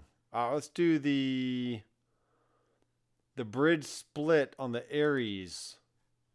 Let's get a little bit more height here. There we go, so I can see all of them. Actually, you can't see what I'm doing. I'm sorry. I am so sorry. There we are. Checking comments here. The neck seems not too long. Yeah, okay. Same comments before. Yeah, it's a cool bass. I really like it. All right, so bridge split versus the modern position. Just to see what this sounds like here.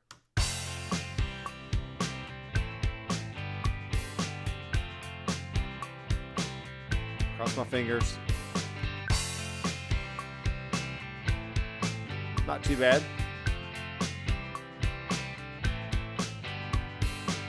One more time. A little smoother sounding across all the frequencies.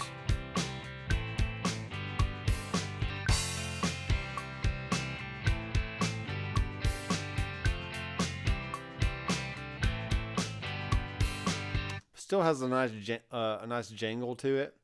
Let's do the neck split on the Aries versus the vintage and the modern of the Gil Paris. Here we go.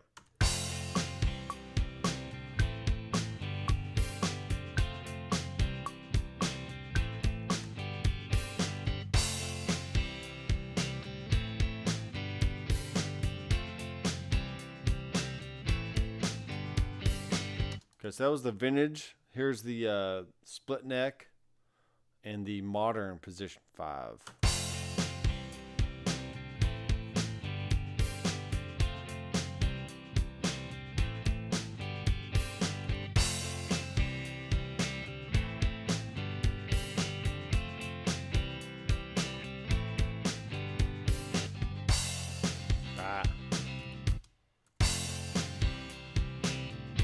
That has more jangle to it.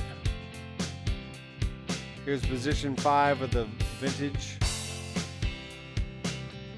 Actually, let's go back and listen to that. Here's position 5 of the blue Delos.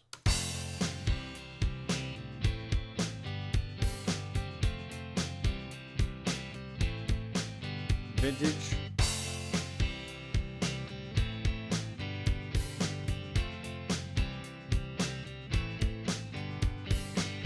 Okay, you're really just splitting hairs at this point. They can all produce a perfectly fine sound for recording. If you're going for the S-style sound, the single coil kind of sound, you know, they're all going to do its thing. You know, especially if you have like a Telecaster on the left side and a single coil or a S-style guitar on the right side, or a Les Paul on the left side and a Stratocaster on the right side. I mean, they're all going to complement each other tonally. And then once you introduce different amplifiers and different speakers and different tubes and different microphones, I mean, the number of variables that it takes to produce just a typical guitar sound is insane. It really is. Now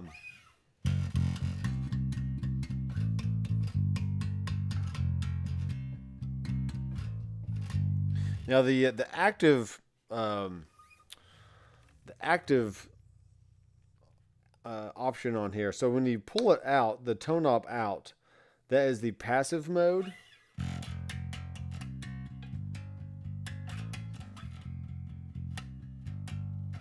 And then push it back in, you're back to active. Right? But you can also bring in more bass.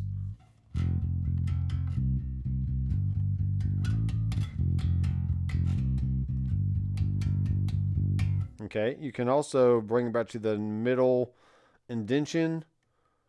And actually the treble was turned down. I'm sorry.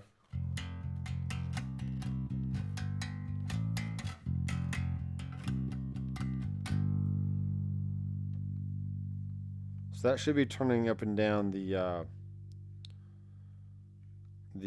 treble.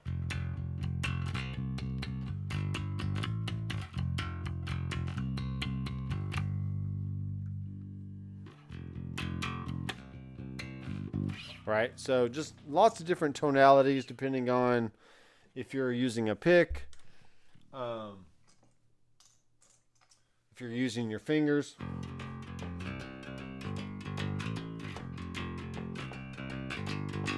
Right, if you're going for more of like a punk rock kind of bass sound.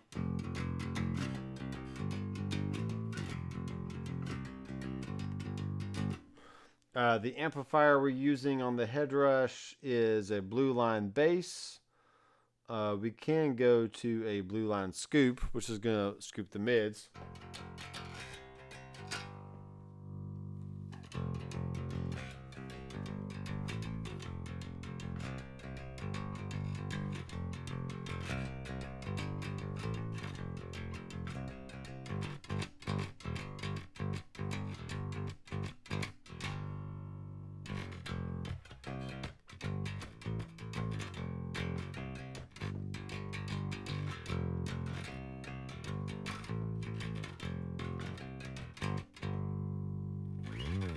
Yeah, I love it.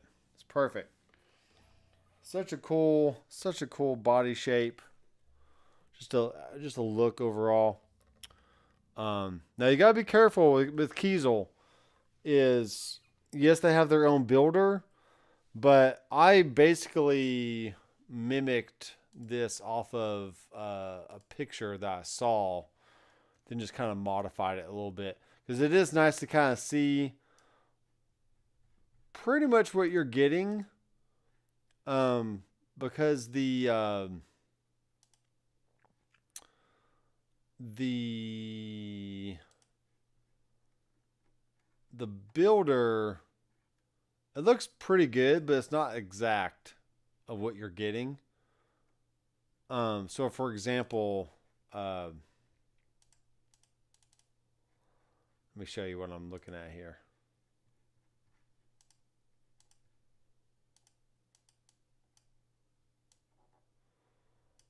I want you to click. There we go. So see this one? I don't know why it won't zoom in. Oh, crap. Go back.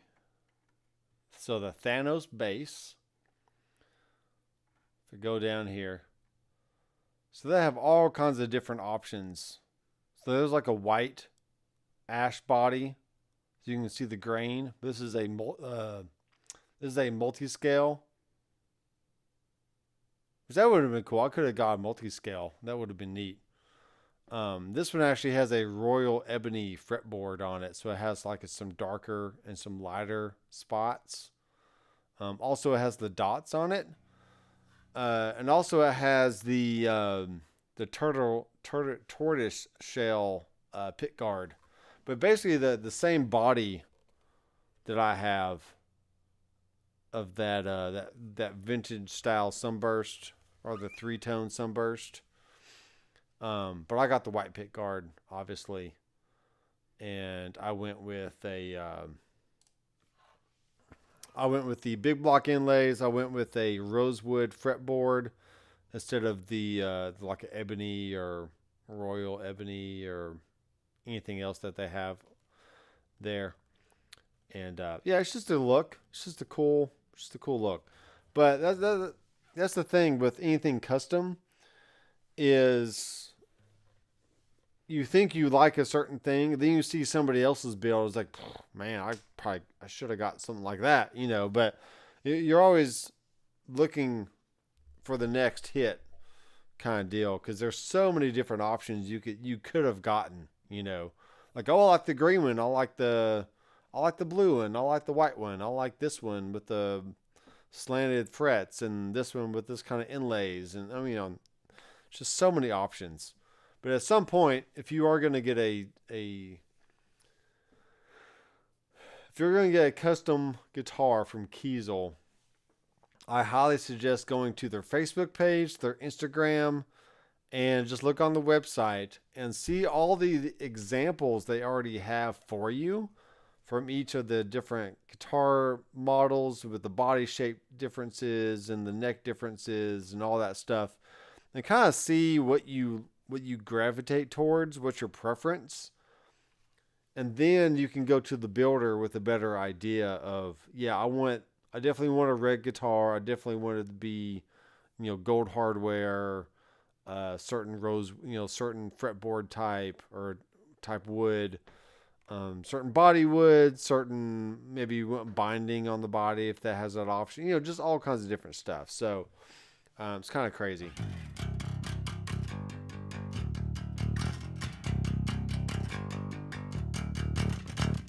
All right, so for example, I'll show you this one, then we can be done unless you want to ask more questions.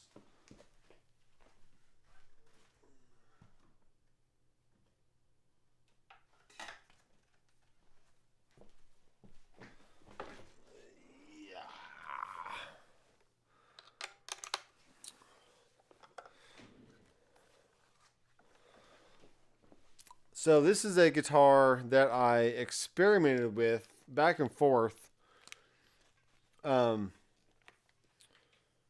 Different body shapes, different color schemes, all the different stuff. I really wanted a purple guitar. And this one actually has they call this California Burst, where the middle is lighter than the outside. I probably could have gotten it purple all the way across, especially with that flame maple. It would have turned out nice. But this is still really cool. So it's kind of like that afterglow kind of deal. There is a spot here on the end that you can tighten so that arm doesn't come out.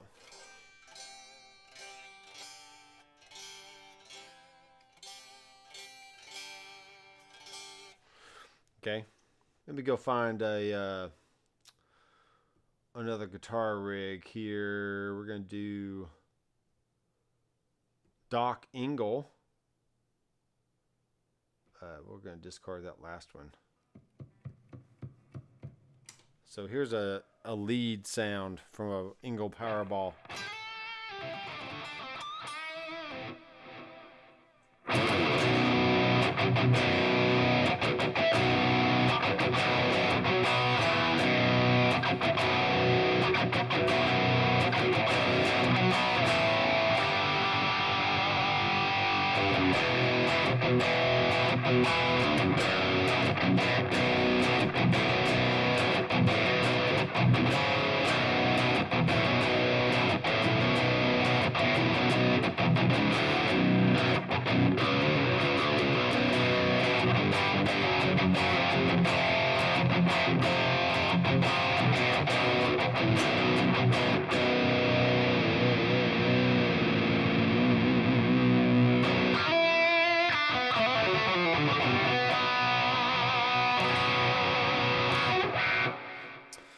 Yeah, Francis, I know what you mean.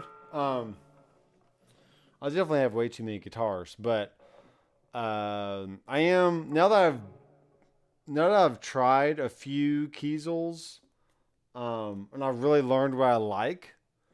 I pretty much have the guitars that I would want to keep. Like I said,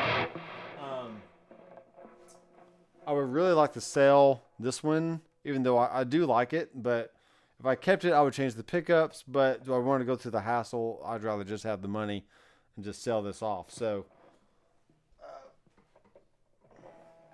yeah, so I want to sell the Kiesel Delos over here. Let me loosen this thing back up. There's an Allen key, so you can adjust the arm just how you like it. But it kind of takes some experimenting.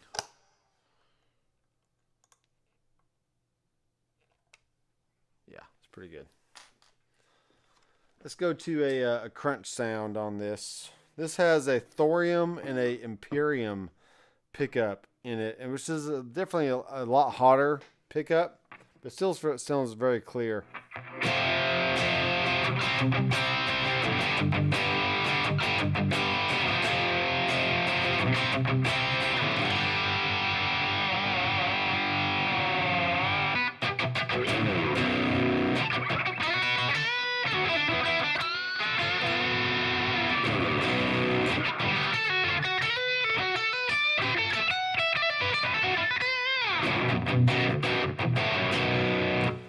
Okay, let me pull up a backing track.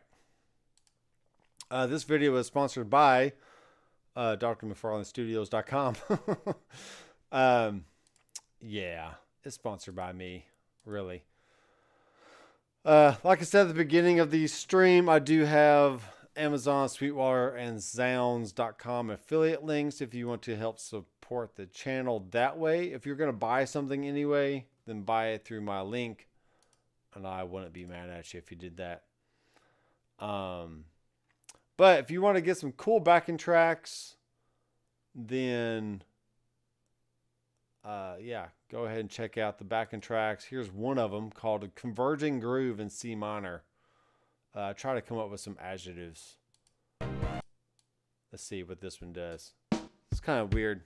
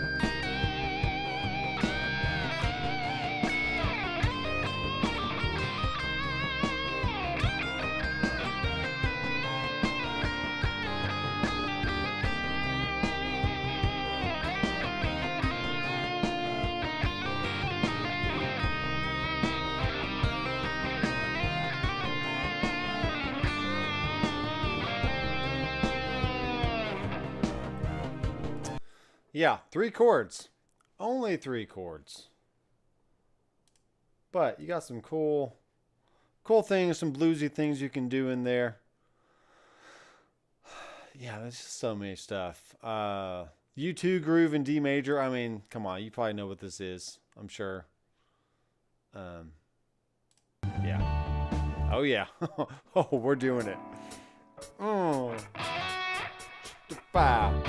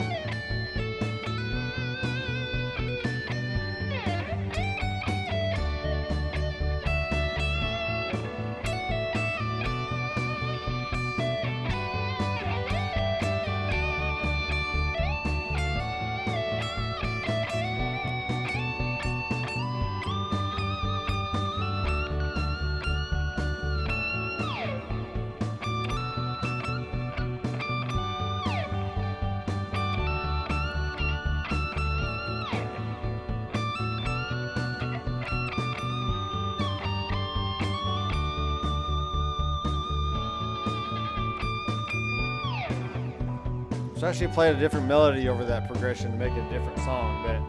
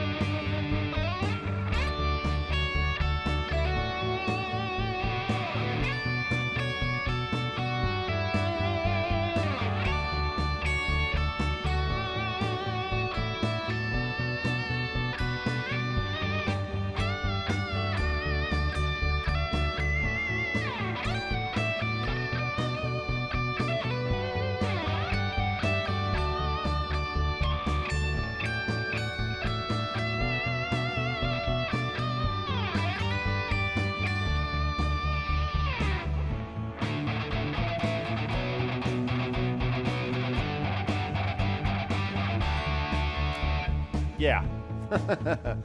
Nice U2 song. Well, it can be, I mean, those 4 chords can be all kinds of stuff. All kinds of stuff. Like, for instance, this is the Ed Sheeran song off of his latest album. In the original key, C sharp. Let's see what we got here.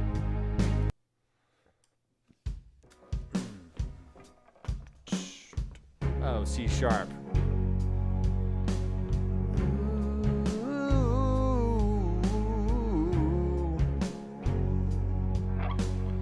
So B flat minor for those who like to play a B flat.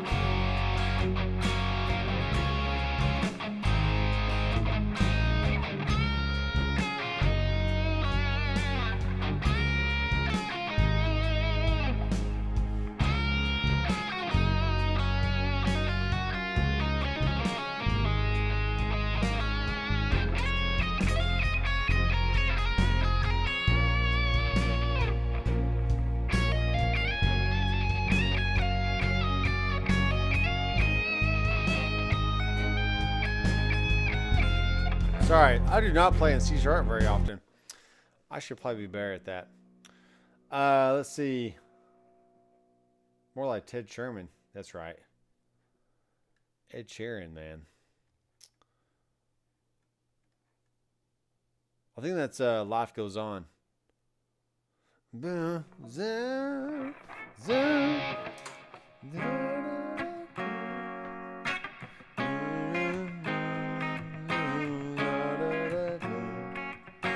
Everything hurts when I'm over the pain.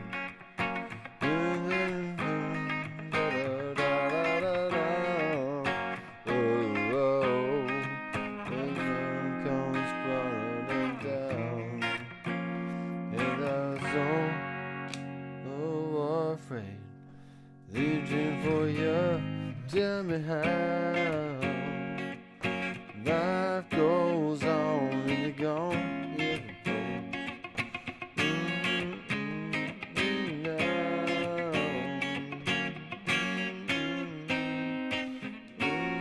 Oh shoot, and then minor. I lost it.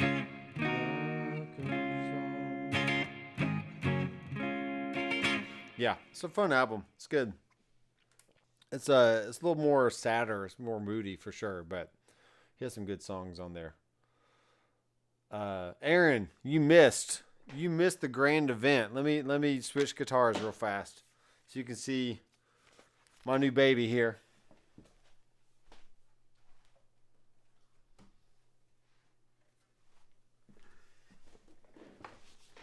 Yes, sir. Yes, sir. Oh my gosh. It's totally ridiculous and amazing at the same time. So yeah.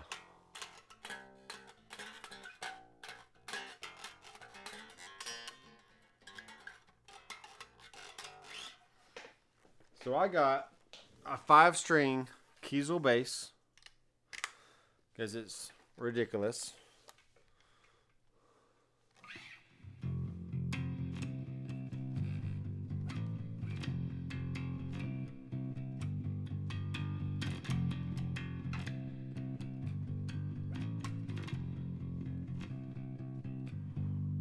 The little reverb there.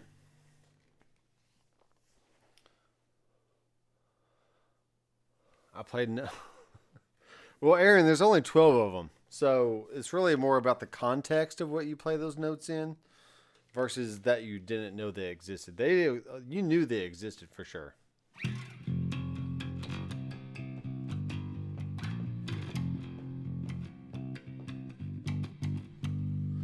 So I've been messing with the active tone controls with the bass and the treble, which is kind of neat.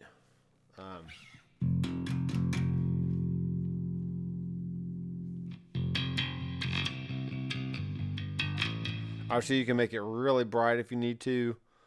Roll the bass up.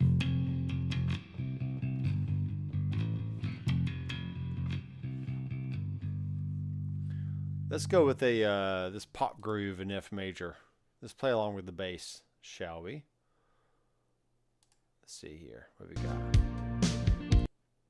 Yeah, here we go.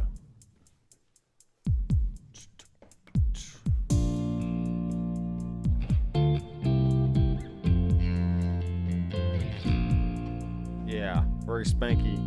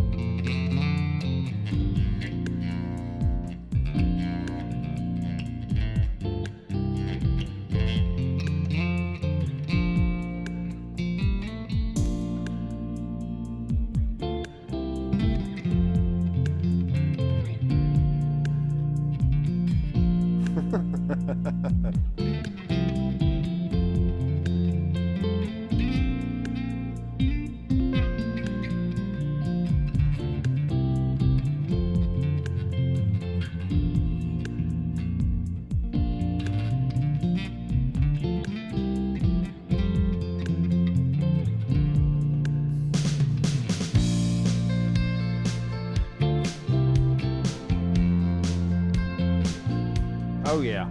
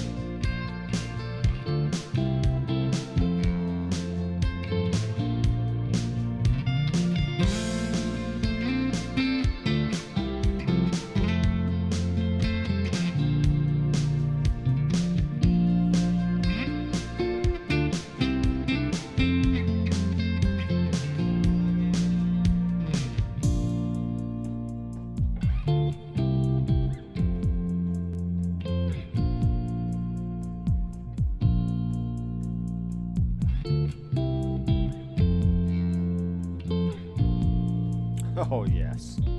Sounds so good.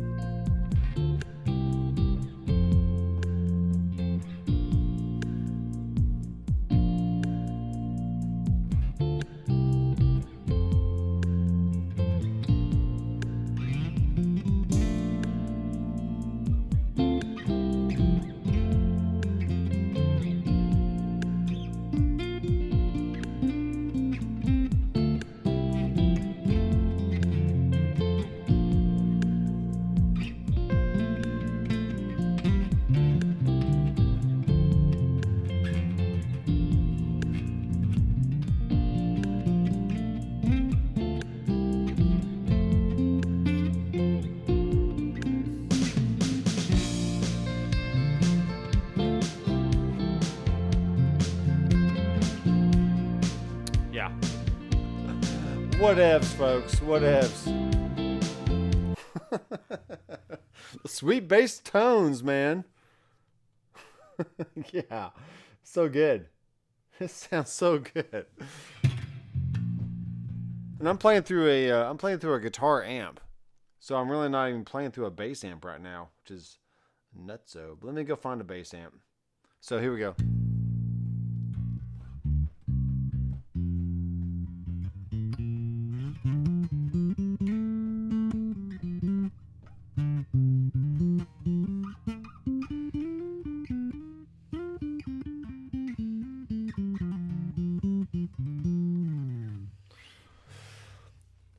Yeah, I love it. This was a good decision. Even though I'll be paying for it for the next 5 years or something.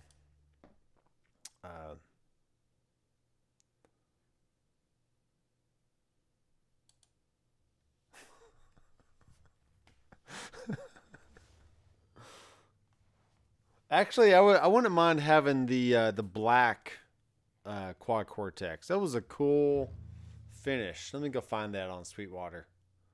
I need Sweetwater to sponsor a video and send one to me. Because I ain't paying for it. I don't have the money. I don't have the money. Quad cortex. I mean, they definitely don't have them anymore. I think that was a very limited run when they did. But I have a demo model for $14 $15, which is basically what I paid when I bought it from Sweetwater the first time. I paid around $1,400 for it because my sales guy gave me the hookup.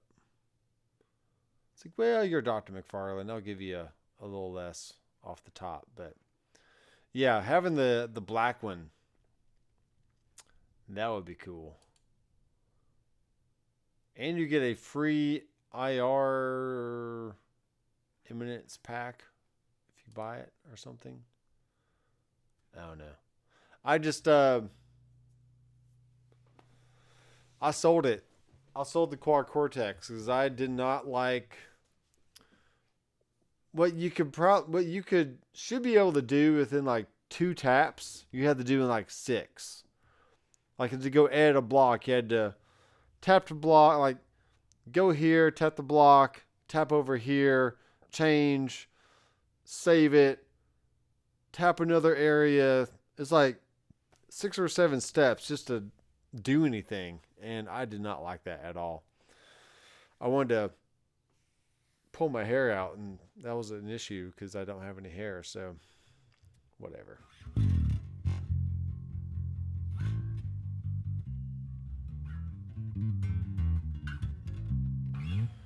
Luigra 123. What's up, man? I love you too, man. I really do. It's pretty obvious what happened. They messed up the casing and sprayed them black. What? Surely not. Surely it was intentional. Oh, surely it was. Don't tell me. Don't tell me it was a mistake.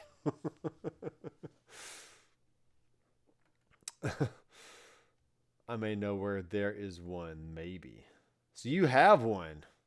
Don't tell me you have one. Yeah. No, you don't have one.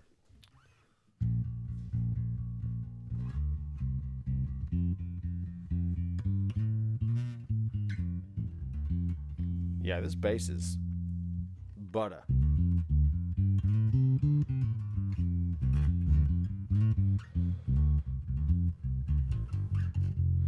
Let me record a little bit with my drum set here. Let me duplicate some of these drums.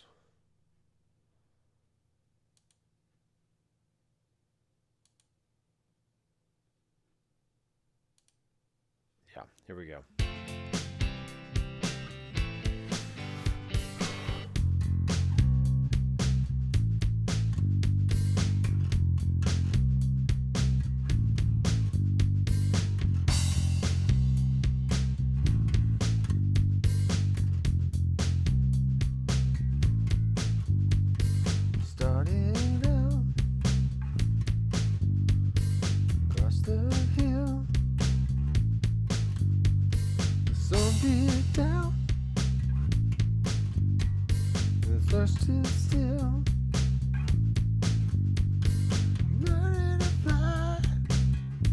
High for me. Around the clouds, let's go up, let's go down.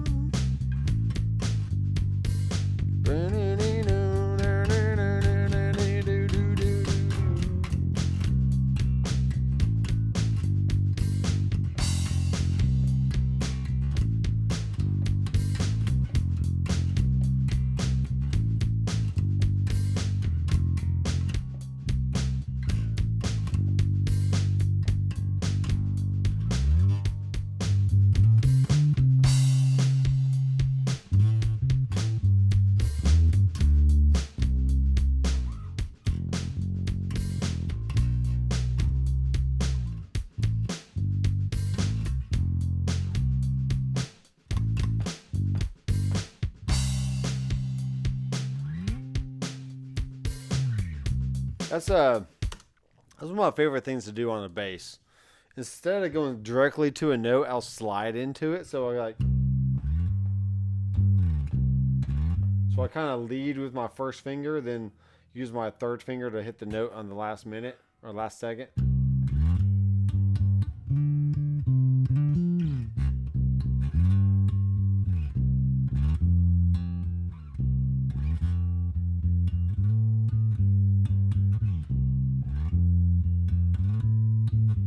like that. So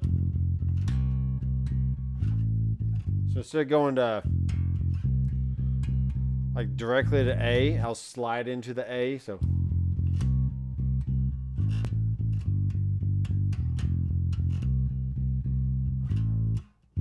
slide from the G to the A. Just little stuff like that. So if I go, instead of starting on the low F, I can start on the high F and slide down.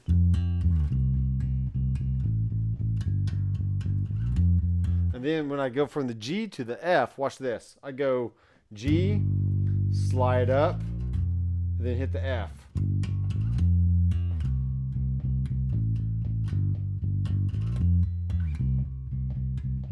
Yeah, it's a little Doctor McFarland trick when I play bass.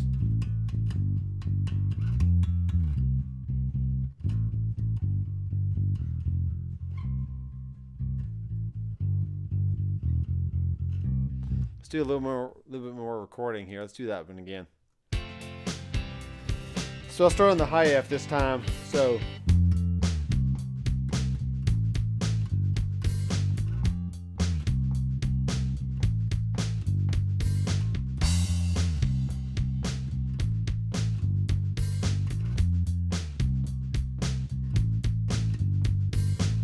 yeah, so not everything calls for the extra spice and pizzazz, but we need to keep it basic, keep it basic. But when you want to throw in some little cool little licks and stuff in there to keep it interesting, then those are my ways of, as a guitar player that plays bass, to kind of just keep it interesting, but still keep it basic at the same time. So.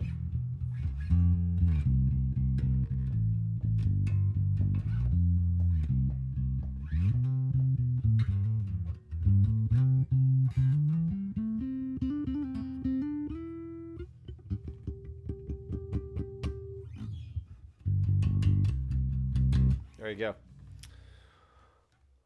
Playing a lot of covers, yeah, man. Coming down is the hardest thing.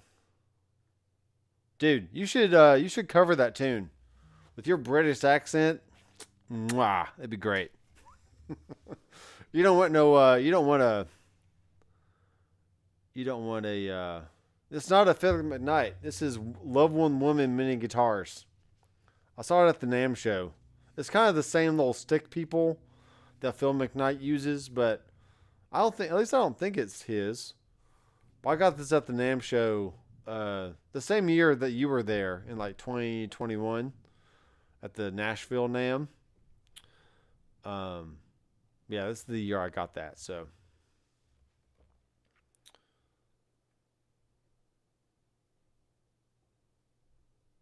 And already have the reverb before the amp. What are you talking about? Okay, Luiger, I'm going back and finding your comment here.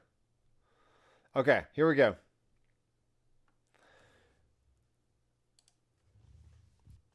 Any tip to make a big crunch reverbing tone on the MX5? Because I can't get that Bethel sound even with high mix and considerable amount of pre-delay.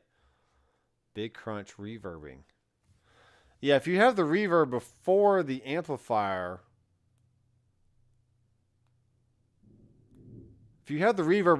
amp, you are, especially when you start adding gain to the amp, you're amplifying the reverb with the gain, which can sound very mushy, very like you're actually distorting the reverb, which is a sound. I don't know if you like that sound. I'd have to hear which Bethel song you're basing this off of. I mean, it's okay to have reverb before the going into dirt. It's just a sound that I don't prefer, but it is a cool sound. And as long as you don't have tons of reverb going into, like, as long as the mix is down going into the front end of the amp, especially on a dirty setting, it can sound kind of cool and make your sound kind of bloom a little bit. But I would definitely add a longer tail reverb after the amplifier, along with your delay, So you still get the big reverb sound, but you also get the tonal characteristic of a reverb going into a distorted amp.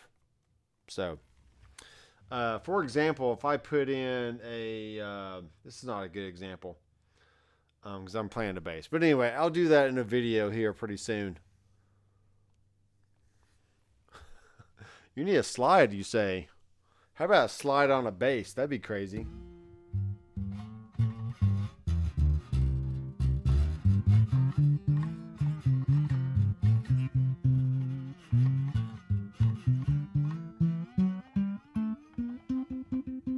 Yeah, that didn't work all that great on the bass.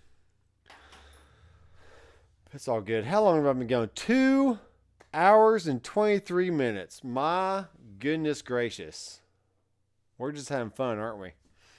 Okay. It works for specific songs. I don't like the thing too, but it works for some songs. Okay. Well, I mean, it's a sound.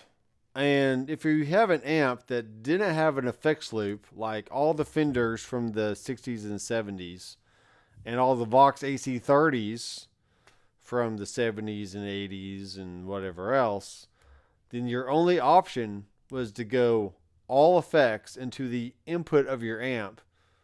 And usually you would keep your amp kind of clean, and then you would kick on the overdrive pedal to get your dirt.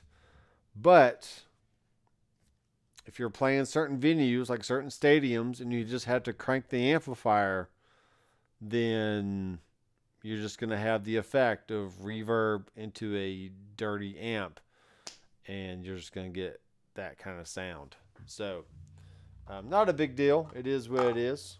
Let's do some fast fret on these strings here. Make it real slippery.